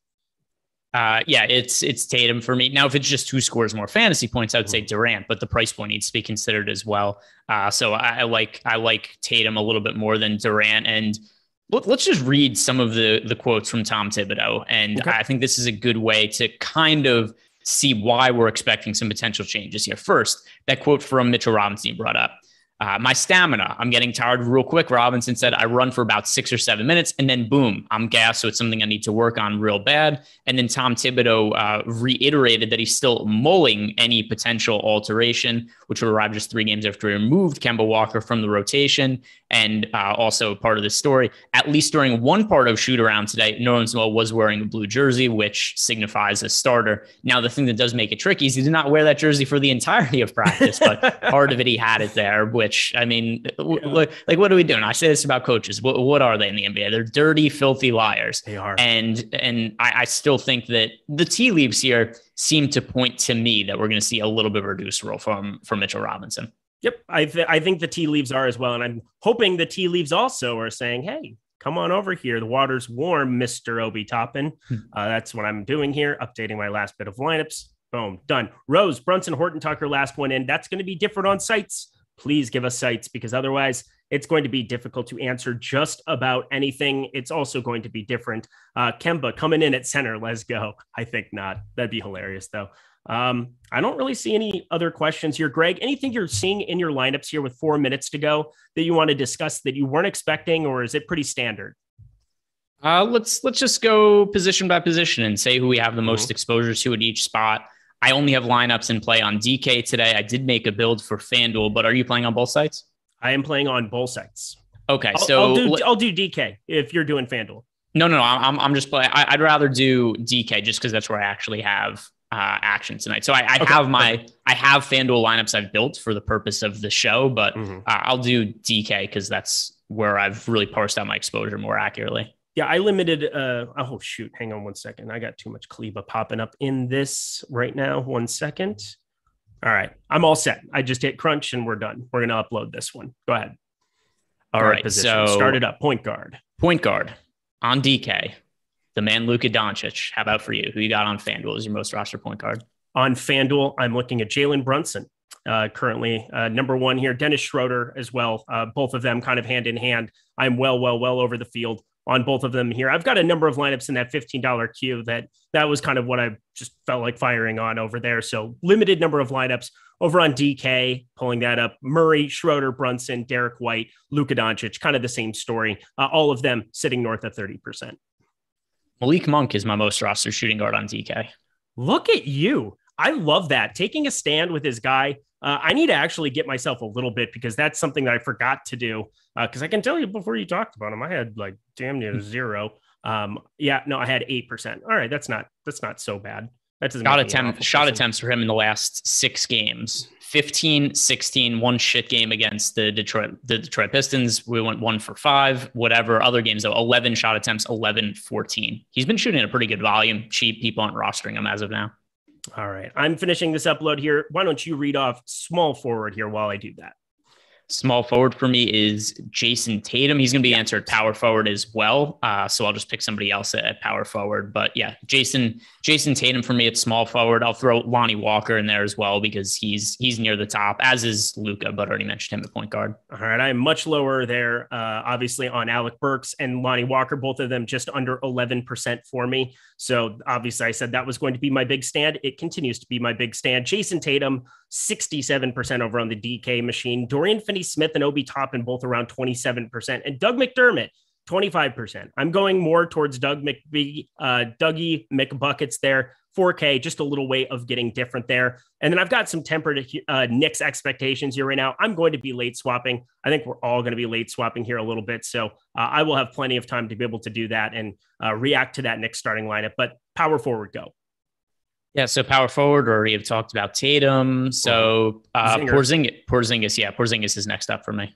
51% Porzingis for me. Randall, 47%. Dorian Finney-Smith, Obi Toppin, we talked about there. A little bit lower on Keldon Johnson than what I was expecting when I put him through the wash. 19% there as well. Finish it up here at center. All right, so over at center, and it's pretty close for me between Jakob Poeltl and Dwight Howard. Those are my 2 favorites. If you're looking for a lower-owned option, Nerlens Noel or Dwight Powell. Yep, I'm looking at Randall, obviously power forward center eligible there. Jakob Poeltl, 42%, Dwight Howard, 40%, LaMarcus Aldridge, 33%, Nerlens Noel, 15%, Mitchell Robinson, 12%. We'll see what ends up happening with that. Al Horford down at 7.4%. That is terrifying. And only 1.6% Anthony Davis in 190 lineups. Might have to do some maneuvering there. But hey, we are at Lock, Greg Ehrenberg. Really fun live before lock show, but we're not going anywhere. We got 30 minutes. Do we have the jock market bell? Is that a thing that we're still doing? Do we still ring the jock market bell? I want to hear the jock market bell. I never get to hear it. Jordan's stalling for time because he doesn't have it queued up. Oh, there. Never mind. It's pronounced Poeltl. Yes, I know it's pronounced Poeltl, but every time I read it, I see Poeltl, and then I can't not say it that way. Love the jock market bell. It is time, everybody, to talk a little jock market. Head over there right now. Download the app. Use promo code Awesemo to get that $50 bonus on your first deposit. So put in $50, get $50. But it's not just that. Your first market guarantee is $100 free. So that $100 that you could put into the markets tonight, you will get it completely refunded in Jock Market credit if you end up losing. So whatever you lose, you're going to get it refunded. So it doesn't get any more risk-free than that. Utilize that now. And I'm pulling up the projections here as well because Alex Baker, Sean's on. We've got Eddie Lai, 100K. My dude, Eddie Lai, who I got to meet in Denver here earlier this season. Absolute stud, wins 100K last night in the $15 on DK. Congrats to my guy there. But we have so many genius guys helping run the projections. Steve Buzzard, of course, the boss man, Steve Buzzard himself. So many guys that are updating that constantly. And they've given us some free Jock Market projections. So I'm going to pull those up as we're talking about it here. And it is a really, really fun Jock Market slate because you're able to watch these games in primetime on TNT, on your couch, and make informed decisions. Because if you know sports, you're going to know how to play on Jock Market when you're equipped with the tools that we have. And at the top of the board here tonight, $17.70 is a fair IPO price here for Luka Doncic. It just closed here on the app. I'm going to actually turn off my TV because I got to go over to my phone here and do this. So I got to stop doing the AirPlay and I got to start looking and see what that number is here on Jock Market. Do you have it pulled up right now? So I have the projections pulled up. Now I'm heading over to the app and it is loading for me. And by the way, should I just do a shirt reveal? That's become people love to see the shirts I'm wearing. Yes. So this shirt is reveal. This is a Mickey Mouse. Dude, what in the world? And it is, it's got some Japanese lettering on it. I got it because I saw it in the mall after the Lakers won their championship. And I just thought as they were in the finals, I just thought it'd be a funny thing to wear on basketball shows at the time because everybody's calling it the Mickey Mouse championship. So I had the Mickey Mouse shirt. Let's go to the mall. Yeah. Let's go to the mall. That's How I Met Your Mother for anybody who cares. Nope, nobody cares. Awesome. Luka Doncic, $15.92 for him. I'm looking at his fair IPO price, $17.70. Go buy some shares of Luka Doncic because the guy does everything that you could possibly want for a basketball player. $25 per share. There's still some really nice profit margin there. Nearly $9 that you would make if he ends up as the top scorer here, and he is our top projected player. Not only that, if he ends up finishing third, fourth, fifth here, you're not going to be getting murdered. If you look at the payout structure, which I'm pulling up here right now as well, we've got $25 there towards the top end. We have, $20 for the next one. The valuations, 25, 20, 18, 16, 14. So, right now, if you bought him in at $16, if he finishes as a top 4 player, you're at a break-even price. If he finishes third, you're guaranteeing yourself profit. If he finishes first, which is pretty likely on this slate, according to our projections, somebody that you can make quite a pretty penny on. So I would go get some shares of him. How do you feel about Luka over on Jock Market, Greg? Yeah, so right now the asking price for him is $17.52. Just went up. That is a little bit below what our projections are, but it's not like there's that much of a margin here. We have him projected for that 17.7. Although one thing I will say is I had a higher projection for Luka than our projections did over at Awesemo. So I think I might be willing to go a little bit higher on that Luka price because we have his fair IPO price being really similar to guys like Kevin Durant and James Harden. I had him projected quite a bit higher. So I'd be willing to go up to like 1850 or so for Luka. So where's the 1752? Oh, now it's down. 1706 is the current ask price. Yep. I don't mind getting a share or two there. Yeah, somebody sold a little bit high there. That was nice little lock-in of $1 profit for them.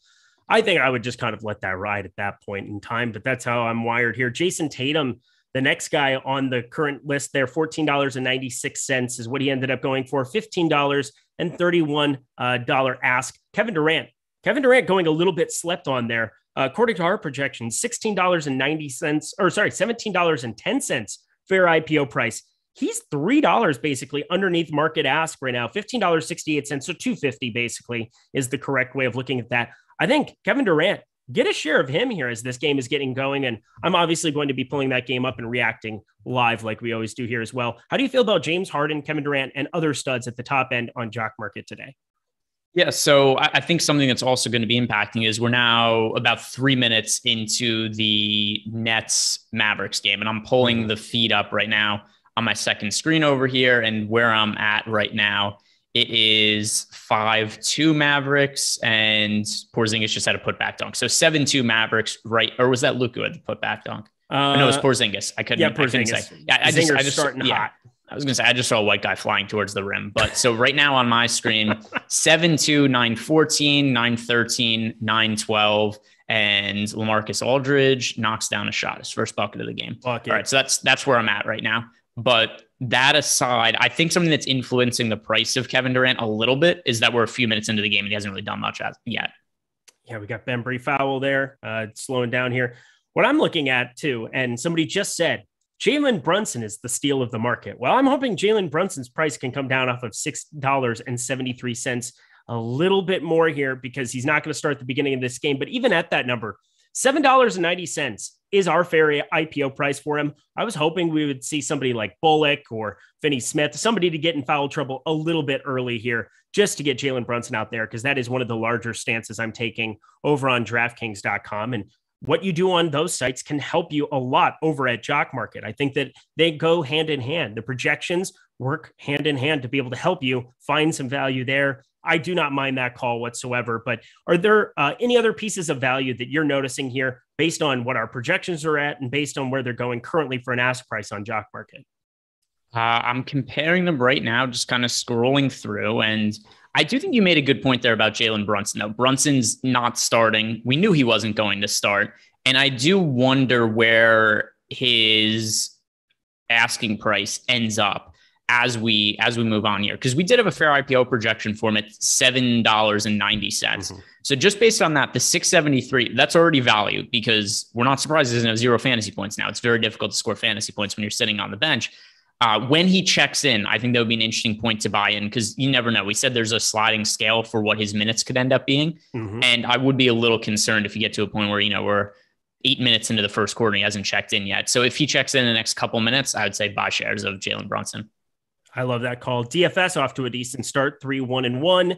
Durant 2-1-1. LaMarcus Aldridge 4-1. We're able to react live to the games. If you want to know why we're talking and referring to this, it's not just for DFS. It's because on Jock Market, if somebody starts getting really, really hot, knocks down 2 threes in a short amount of time, gets a steal, I'm going to try to quick buy some of those shares. So right now, I'm able to look at all of these players that are active. Porzingis is somebody I've got my finger on the trigger of because he's at 2-1-3, off to a nice start himself here. Cam Thomas into the game early here at the 7:20 mark, coming in for Patty Mills. Bruce Brown coming in for Bembry. These are the kind of things live where I might want to try to get a share of those. Where are they at? Bruce Brown, that's really early for the rotation to switch up here. Yeah, they were struggling a little bit defensively. It looked like certainly the net, well, actually struggling a little bit offensively and defensively. But also, just side note, Luka looking a little heavy this year. Would you agree with that? Yeah, definitely. I would definitely agree that he's probably in the, I don't care, I'm going to live my life at the beginning of the season and maybe trim up for the playoffs kind of mode. I think that's the mode. Yeah, he's a little chunky looking out there, a little more noticeable to me than it's been on some other games I've watched him. He's talked about that, though, in the off seasons where he's not the most disciplined when it comes to off season. What do you think? What do you think he eats? Just like fried duck? What do you think's in his diet? Quack, quack. Just what it is. I don't know. It's delicious. He likes it. Reggie Bullock knocks down a jumper. Kristaps Porzingis gets the rebound. LaMarcus Aldridge misses the 3. I'm taking a look. Like I said, Bruce Brown, Eric, yes, cut the check. We're friends now, so I appreciate that. Bruce Brown Jr., I'm looking at him as somebody that I want to be getting to on Jock Market here right now. I'm trying to get some shares of him. Where's he at? Where did he go? Man, he must be really far down the list here. Again, Bembry already off the floor. I wouldn't be feeling too thrilled about him as an investment right now. Bruce Brown, $3.68 for an ask price. I'm going to get in there right now. He just got a board. So you're not getting zeroed out. Yay. You're not going to get 0 fantasy points out of him. No, and then he threw the ball up to Durant for an easy dunk. So it should be an assist there for Bruce Brown also. All right. I just got 3 shares, so I'm happy. Let's find out here. Order was filled. Done. Let's go. Bruce Brown, I'm invested in you, my friend. Yeah, he got a rebound and a dunk put back there. And now here's the thing. I just got Bruce Brown. I'm going to be able to sell him. If he goes completely nuts and bonkers, I'm going to price him up to like $7, $8, lock in a profit. I think that that's a very underrated way of playing over at Jock Market too, is you can lock in your profits and, do I want to let it ride and try to get him up over that $10 threshold? Sure, I do. But if he has a huge outing here, there are a number of TV timeouts in some of these primetime games that you'll have the opportunity to be able to fire it up, make some profit, lock it in, and then invest elsewhere later in the night. And I think that that's a really fun way to play at Jock Market. Again, use promo code Awesemo, $50, 100% match up to $50 right now. And then first market guarantee up to $100, fully refundable. So you're just completely free rolling tonight. Mavericks timeout. All right, Greg, let's go back to the projections here. Anything else that you've found? Any other pieces of value in this mid-tier that you might want to invest on? And I'm looking out for this New York Knicks lineup. We don't have it yet. And no Knicks starting lineup. But let's actually look through the IPO pricing currently for the Knicks players, because I'm curious, and let's try to figure out how could we react to some of this news when the starting lineup comes out, because Nerlens Noel has a fair ask price of $4.26. I assume our projections have a really low fair IPO price on him, but actually not really that low. We currently have, listen to this, Eric. Mm-hmm. Our IPO price projection for Nerlens Noel, $4.50. That's with us projecting him for 14.88 fantasy points. Oh, if Noel starts, that's a pretty easy buy, in my opinion. Do we buy him right now anyway? Like a prospective buy? No, you just wait for the information and react to it. Gee, thank you, Greg. Okay. I was just saying, I didn't know, because it depends on how fast the person reacts to the news coming out. I mean, you need to have notifications from Premium Discord of the News God on your phone. That's step 1. Step 2 is being able to have a Twitter list or something of the sort where you're able to have beat writers, other things, put an ensemble together. So when that news hits, you have a better chance of even finding it instantly. Step 3 is you make money. So I like those steps. Nerlens Noel, $4.26 ask price. I think all of that makes a lot of sense. I just absolutely want to get to all the Nerlens Noel in the event that news comes out late. The timing of the news is as important as the news itself. I say it all the time. It's particularly important when it comes to after lock activity because people just don't refresh their lineups, don't lead swaptimize as much as they should.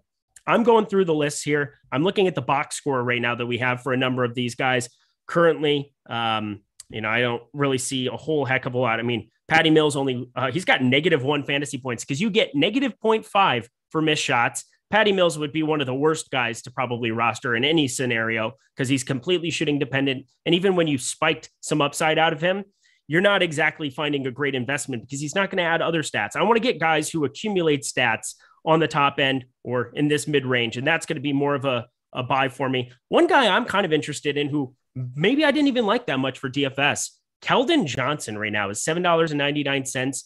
What was our fair market valuation of him? Because, he's somebody who could definitely spike some upside in a number of ways here for the Spurs team. Who did you say? Walker? Keldon Johnson is. Okay. I didn't see him on our. I'm looking for his name on our fair IPO list here, and I don't see him right now. So Keldon Johnson. So here's where I'm going to disagree with you in terms of what his actual upside is. I don't think he makes for a very good jock market investment because we haven't seen much of a ceiling for him over in just, standard DFS contests. At least he projects okay on a points per dollar basis, but even so, it's not like we're seeing slate breaking upside from Keldon Johnson. His recent handful of games, for example, 22 fantasy points, 30, 24, 22. He has scored over 30 fantasy points. Let's see. How many times would you guess that he scored over 30 fantasy points in his last 10 games? I love these questions that you're posing today because I'm just going to lowball the crap out of them again. I'm going to say 3. So the answer is once. And I meant the last 9 games. I counted incorrectly. But yeah, the last 9 games, he scored over 30 fantasy points once. And it's just a lot of games where he's in the mid-20s fantasy points, which at his price point on DraftKings, for instance, 5,600, if you get 26, 27 fantasy points out of Keldon Johnson, whatever, that's not going to kill you. I just don't know that he's winning anybody's tournaments. No, I don't think he's going to either. I mean, I hope not, because both of us were a little bit lower on him than the field. I just was looking at him at $7.99. I thought that might have seemed a little low when I see Burks, when I see some of these other guys that I was also lower on in the same window. Projected on Jock Market for 28.78 by them as I'm looking at it on the screen. So I wanted to have a talking point of him, maybe somebody to invest in on Jock Market that I wasn't getting to in DFS, but for the most part, they're going to be correlated. The guys that we like here, we're going to like that we like on Jock Market are the same ones that we're playing in DFS. More than likely, that's going to be the case. Anything else that sticks out for you here? That game's just getting going here again. Obviously, a lot to react to. James Harden rebound here. LaMarcus Aldridge got to the line there quick. He had an and one. So he's got 7 points and a rebound. Really nice start by him. Somebody that, obviously I was just a tiny bit over the field. I didn't see what that ownership ended up in the $15. I'm going to actually pull that up here. But anything else to react to on Jock? He's around 40%, if I'm not mistaken. I had a feeling he'd be a little bit higher. It felt like a play even there. On FanDuel, he's just crazy, crazy popular. But hey, Zinger off to a fantastic start. I think we're both thrilled with that. So I think we're in a good spot here at the moment. But another play that might set up for you here on Jock Market, Nerlens Noel, they're 426. I'm just waiting for that starting lineup. That just seems like it's a little too low already. It's not like Nerlens Noel isn't going to be in the rotation. Like that's kind of the way that I look at that, but wait for the news. We can still wait for the news. Yeah. And once again, I don't think people are that quick to react to news over on Jock Market. You just sit there with your finger over on, it's like Harden is down, but it's just like a fake basketball injury. Guys get a hand check and they go down like they got, it's like shot. In the box in soccer. Just people go down like they got hit by a sniper rifle when actually he did ask to come off the court. It looks like. Oh, he did. Okay. Well, I just made fun of him followed by whatever, but yeah, he's sitting on the bench, blinking a lot and looks like potentially holding his balls and flexing his shoulder. So who knows what that means, but thank you for that visual. Yeah, he's on the bench now. You should be a color commentator based on that. I am right now. It's true. Patty Mills, defensive rebound. Woo! Back over 0 fantasy points. That's great. Good job, Patty Mills. Oh, nope. He's still at -0.25. Just kidding. Looking at the rest of the board here on Jock Market. One of the really fun things about playing over there as well, it's not just reacting to late news and it's not just reacting to how people are doing live, but it's being able to sell your shares when they're going nuts here. I'm just looking at Bruce Brown. I mean, he's somebody that is just, I feel like I could maybe sell him. I've got the assist. I've got the board. I need him to knock down a 3 here very, very soon here to spike that fantasy point outcome here. That's kind of what I'm hoping for. I keep refreshing it here right now. Luka Doncic up there, nearly to 10 fantasy points over there. Town goes hard and holding his balls and blinking. Yeah. What amazing analysis by Greg Ehrenberg. Hey, I'm just calling it like I see it. Overall, though, this game, really low pace, not what we would have really been expecting out of Nets Mavericks game. Although I don't know if this is still the case. For a while, the Nets had a better defensive rating than offensive rating, which is pretty not expected considering the makeup of this team. But looking overall at the fantasy production of the game, by the way, Paul Millsap in the rotation. And 2-2. Today. Yeah, I'm very unhappy about that because I just don't feel good. I don't feel good about it. But overall, there's almost nobody having a good fantasy game right now. The Cam only Thomas, player 2-2. Jordan Klein. How much Cam Thomas you got in your life? I wonder how many is Paul Millsap even listed on Jock Market? I don't think Jordan Klein played today based on that look that we're seeing. Look at that. Why didn't you play? We're doing an NBA DFS show. Oh, okay. He's got a couple lineups. He's correcting himself. Just saying, Cam Thomas. If you have a boy, like my boy has been Zubats forever. My boy, back in the day, like the inception. Oh, I mean, that's kind of a weird. I mean, I used to roster Patrick Beverly all the time, but let's see. Anything else that we're looking at here for Jock Market? Here's the question. Is a single player on the Nets at this rate going to exceed value relative to salary expectations? No. I think there's a decent chance that is going to be the case, especially Paul Millsap has been in the rotation in recent games, but I mean, Paul Millsap, just another assist. This is absurd. But even it's timeout. Yeah. I was going to say the game is in timeout on my screen now. There's a Moana commercial going on, and I was going to say I don't know what happened during that. But anyway, Paul Millsap, yeah, kind of. I mean, Millsap's been playing he's been playing like 10 minutes in these recent games. So just the idea that he checked in fairly early in the first quarter, he could potentially play 20 minutes today. Yes, Rinpack. I said Pat Bev was my boy with the Clippers. When I first moved out here to LA, I'd never lived in a city where I had professional sports teams, and all of a sudden I had the Dodgers, the Kings, the Clippers, the Lakers. Well, I could afford to go to none of them besides the Clippers. So I just went to a lot of Clippers games. And Pat Bev came in. Well, first of all, when he was with Houston, he was a nuisance. But then whenever he's playing for a team that you're kind of cheering for, and I just by default was cheering for the Clippers, Pat Bev, Blake Griffin, Chris Paul, I just rostered those dudes in mass all the time. It was like the inception of DFS for me, like 2014, like right in that range. It was really, really fun. By the way, did you see Nerlens starting? Somebody just said Nerlens starting. I didn't see the news pop up, but that's the first time I've seen it. Pat Bev is nobody's boy. Pat Bev is my boy. I love Pat Bev. And now he's a Timberwolf. Yeah, who likes Patrick Beverly? I do, because he's a nuisance. He's an absolute nuisance. If he plays for your team, you like him. If he doesn't, he's the most annoying. No, I still don't like him. Oh, by the way, I did see a source. Let's see if I could find this. So I do see people on Twitter saying that Noel is starting, but I'm not. Yet. I'm looking. Eric Traub, don't call me out like that. Well, he said your co-host keeps asking you questions and you're ignoring him. I would never ignore Greg Ehrenberg. I would never once in a million years. I do see. I can't find a verified source on Twitter that says starting. By the way, also on this, the game starts in 38 minutes, and there's no other games up until then, so it's not like we're in a hurry. But we did get here. We go from Newsday Sports. By the way, Steve Popper. That's Nerlens Noel will start ahead of Mitchell Robinson on Tuesday. What a call by one Greg Ehrenberg. What a call. All right. So first thing we're going to do here is try to buy some shares. Yeah, let's do that of Nerlens Noel on the Jock Market. Nerlens Noel, fair IPO price of $4.36. Now let's all temper our expectations a little bit, because he's still going to be. We're not going to temper him. We're not going to talk about how He's still a really low fantasy point per minute guy with about 0 usage, 0.72 fantasy points per minute over the last year. We're not going to do that. We're just going to all cylinders fire it.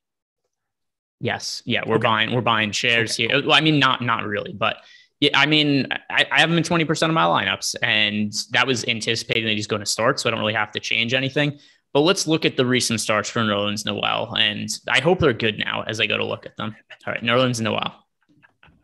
Go ahead. Go ahead. What were you going to say? No, I was just going to say Jordan Klein just trolling himself in life. Nah. There's nothing more beautiful than our group chat with Jordan Klein. Nothing better. Do you know how many minutes Nerlens Noel played the last time he started? How many minutes he played? Mm-hmm. I'm going to say 34 based on the way you just said that. 39. Oh, Jesus, dear Lord. The game before that, he started and played 26. The game before that, he only played 12 minutes, but he got hurt during the game. Mitchell Robinson active for either of those. Good point. All right. So the game where he played 39 minutes, I assume not, but let's see. Mitchell Robinson was out for the game. He played 39 minutes. Okay. And then the next one. I mean, I'm pretty sure he's only been starting this year when Mitchell Robinson's out. My problem is like Nerlens could start, play 28 minutes, be useless. Mitchell Robinson plays 20 and it's like a wash to a certain extent. I'm already pretty high on Nerlens compared to what I was expecting. Cause when you were talking me through it, I thought it made a lot of sense for them to maybe put Nerlens in, bring Mitchell Robinson to try to be a guy off the bench who kind of sparks some activity there.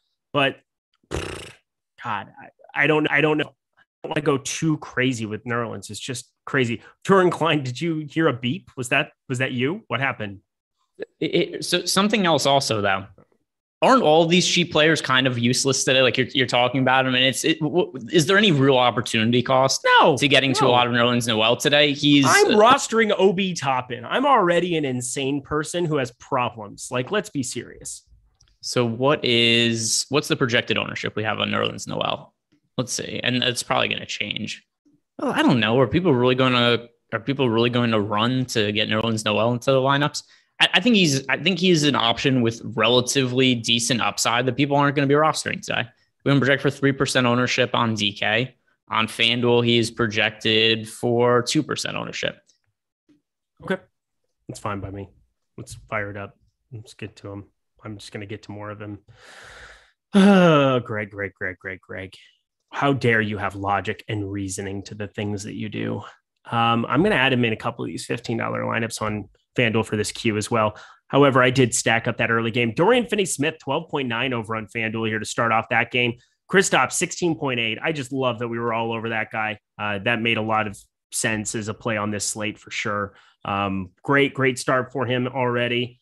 Yes, I'm an insane person. There's nothing really. Everybody on the Nets sucks so far. Yep. Just completely terrible. But Paul Millsap, 2 assists, 3 rebounds. He's going to play 15 minutes. I doubt we're going to need him here on this slate. But Greg, we've got 4 minutes left. I want to round it out with Jock Market here. With Nerlens Noel here getting the start, I know that was a guy that you got invested in. Is there anything that you would recommend to people like for a buy looking forward? Any kind of news or anticipation of a rotation that might be different here with the Knicks? Is there anything that you might say for them in order to try to make some money here on Jock Market before we get out of here? Let's see. I think you should be obligated to buy OB Toppin shares, but I'm not going to make you do that. He's 474. Already did, baby. Oh, okay. I do think it's interesting. You know that Nerlens Noel has the lowest ask price of Noel, Robinson, and Toppin. That is kind of fascinating. That shouldn't be the case. I think I'm going to be doing some live buys. Again, I got one share just because I wanted to be attached to him for the day. And, it's just a guy that could possibly see some extra. Yeah. Mitchell will come off the bench and put up 33 in 22 minutes now. That's exactly what I'm afraid of. Like, I don't think Mitchell Robinson ownership is going to drop on other sites to a place where I want to invest in him. He's certainly not going to be somebody I invest in at his current number here on Jock Market. What is that number for him? Yeah, right now, $5.95 ask price. Thanks for coming. Have a nice day. No thanks. But as you said, Nerlens Noel, if he gets off to a nice start, have your finger on the trigger there. Be ready to fire and be able to get some shares because that is a really nice piece to get to, or just buy him immediately right now. Still 451. Do you like him at that 451 number still? Yeah, I mean, like I said before, we had him projected. Just look at the fair IPO price we have for Nerlens Noel. We had Noel with a fair IPO price of, where did he go? I lost him. I had him on my screen a second ago. Oh, here it is. All right. So we had Nerlens Noel, assuming he was coming off the bench, projected for a fair IPO price of $4.50. Now he's going to be starting. We didn't project for 14.88 minutes. I think we're looking at a fair IPO projection of somewhere between, $6 to $7 now. Dorian, he's the best value on the board. Okay. I love it. We still have half an hour. Everybody, you have 32 minutes here. Go get some shares of Nerlens Noel. If you want to join Greg and myself here, it's so fun to be playing over at Jock Market. Super simple, super easy. Download it at the App Store on Google Play, at the Apple App Store. Get it wherever you get your apps. And it's the simplest app to be able to play. It's just like a stock market. You like a player, buy them. You don't like a player, don't buy them. Simple as that. Use all these pregame IPO projections that we have. Those are free on the site still. Anytime you can use free projections by the number one player in the entire industry in Alex Baker, it's just such a free gift. It's ridiculous. So head over to awesemo.com, check out those free projections now, use them to win some money over on Jock Market. It's not easy. Nothing's going to be simpler than that. And of course, I've said it multiple times and I'll say it again, promo code Awesemo, $50 bonus. That's the most important thing you can do to build your bankroll and to sustain your bankroll, is taking advantage of any time that sites are giving you free money into your pocket. And that is the case with them. Promo code Awesemo, up to $50 free on your account. Buy, sell, and hold shares during the games. React to the analysis the same way that Greg and I are. We're reacting to starting lineups. Same thing that we're doing with our DFS lineups. So easy to integrate into a process over on Jock Market. That is our show. That is going to conclude it here for today. Greg, any final words for the people? No, just good luck today, everybody. Nerlens Noel, looking forward to him hopefully putting up a at least mediocre fantasy game. And I'm also hoping that Nick Claxton on the court. Now, maybe he plays extended minutes. I know a lot of people are going to be rooting for LaMarcus Aldridge today. That is going to be contradicting my rooting interests today. So I'm going to be anti-LaMarcus Aldridge. If he goes and scores 40 fantasy points tonight, RIP me. Everybody else, good luck today. I forgot Nicholas Claxton existed. I'm not even going to lie. I'm glad to see his face again, because he's somebody who can definitely put up a bucket or two in limited fashion. That'll be fun to talk about going forward. Greg, fun as always. Enjoyed it. We're going to get out of here. No shows later in the day. We start the whole process over again tomorrow. We've got NFL show in the morning. We've got the NBA shows coming down the pipeline. Start your day off with the NBA slate starter, the process show with Josh. It is as good as it gets. He's Greg Ehrenberg. He's the man. I'm Eric Lindquist. I'm just a nuisance. We'll see you guys later.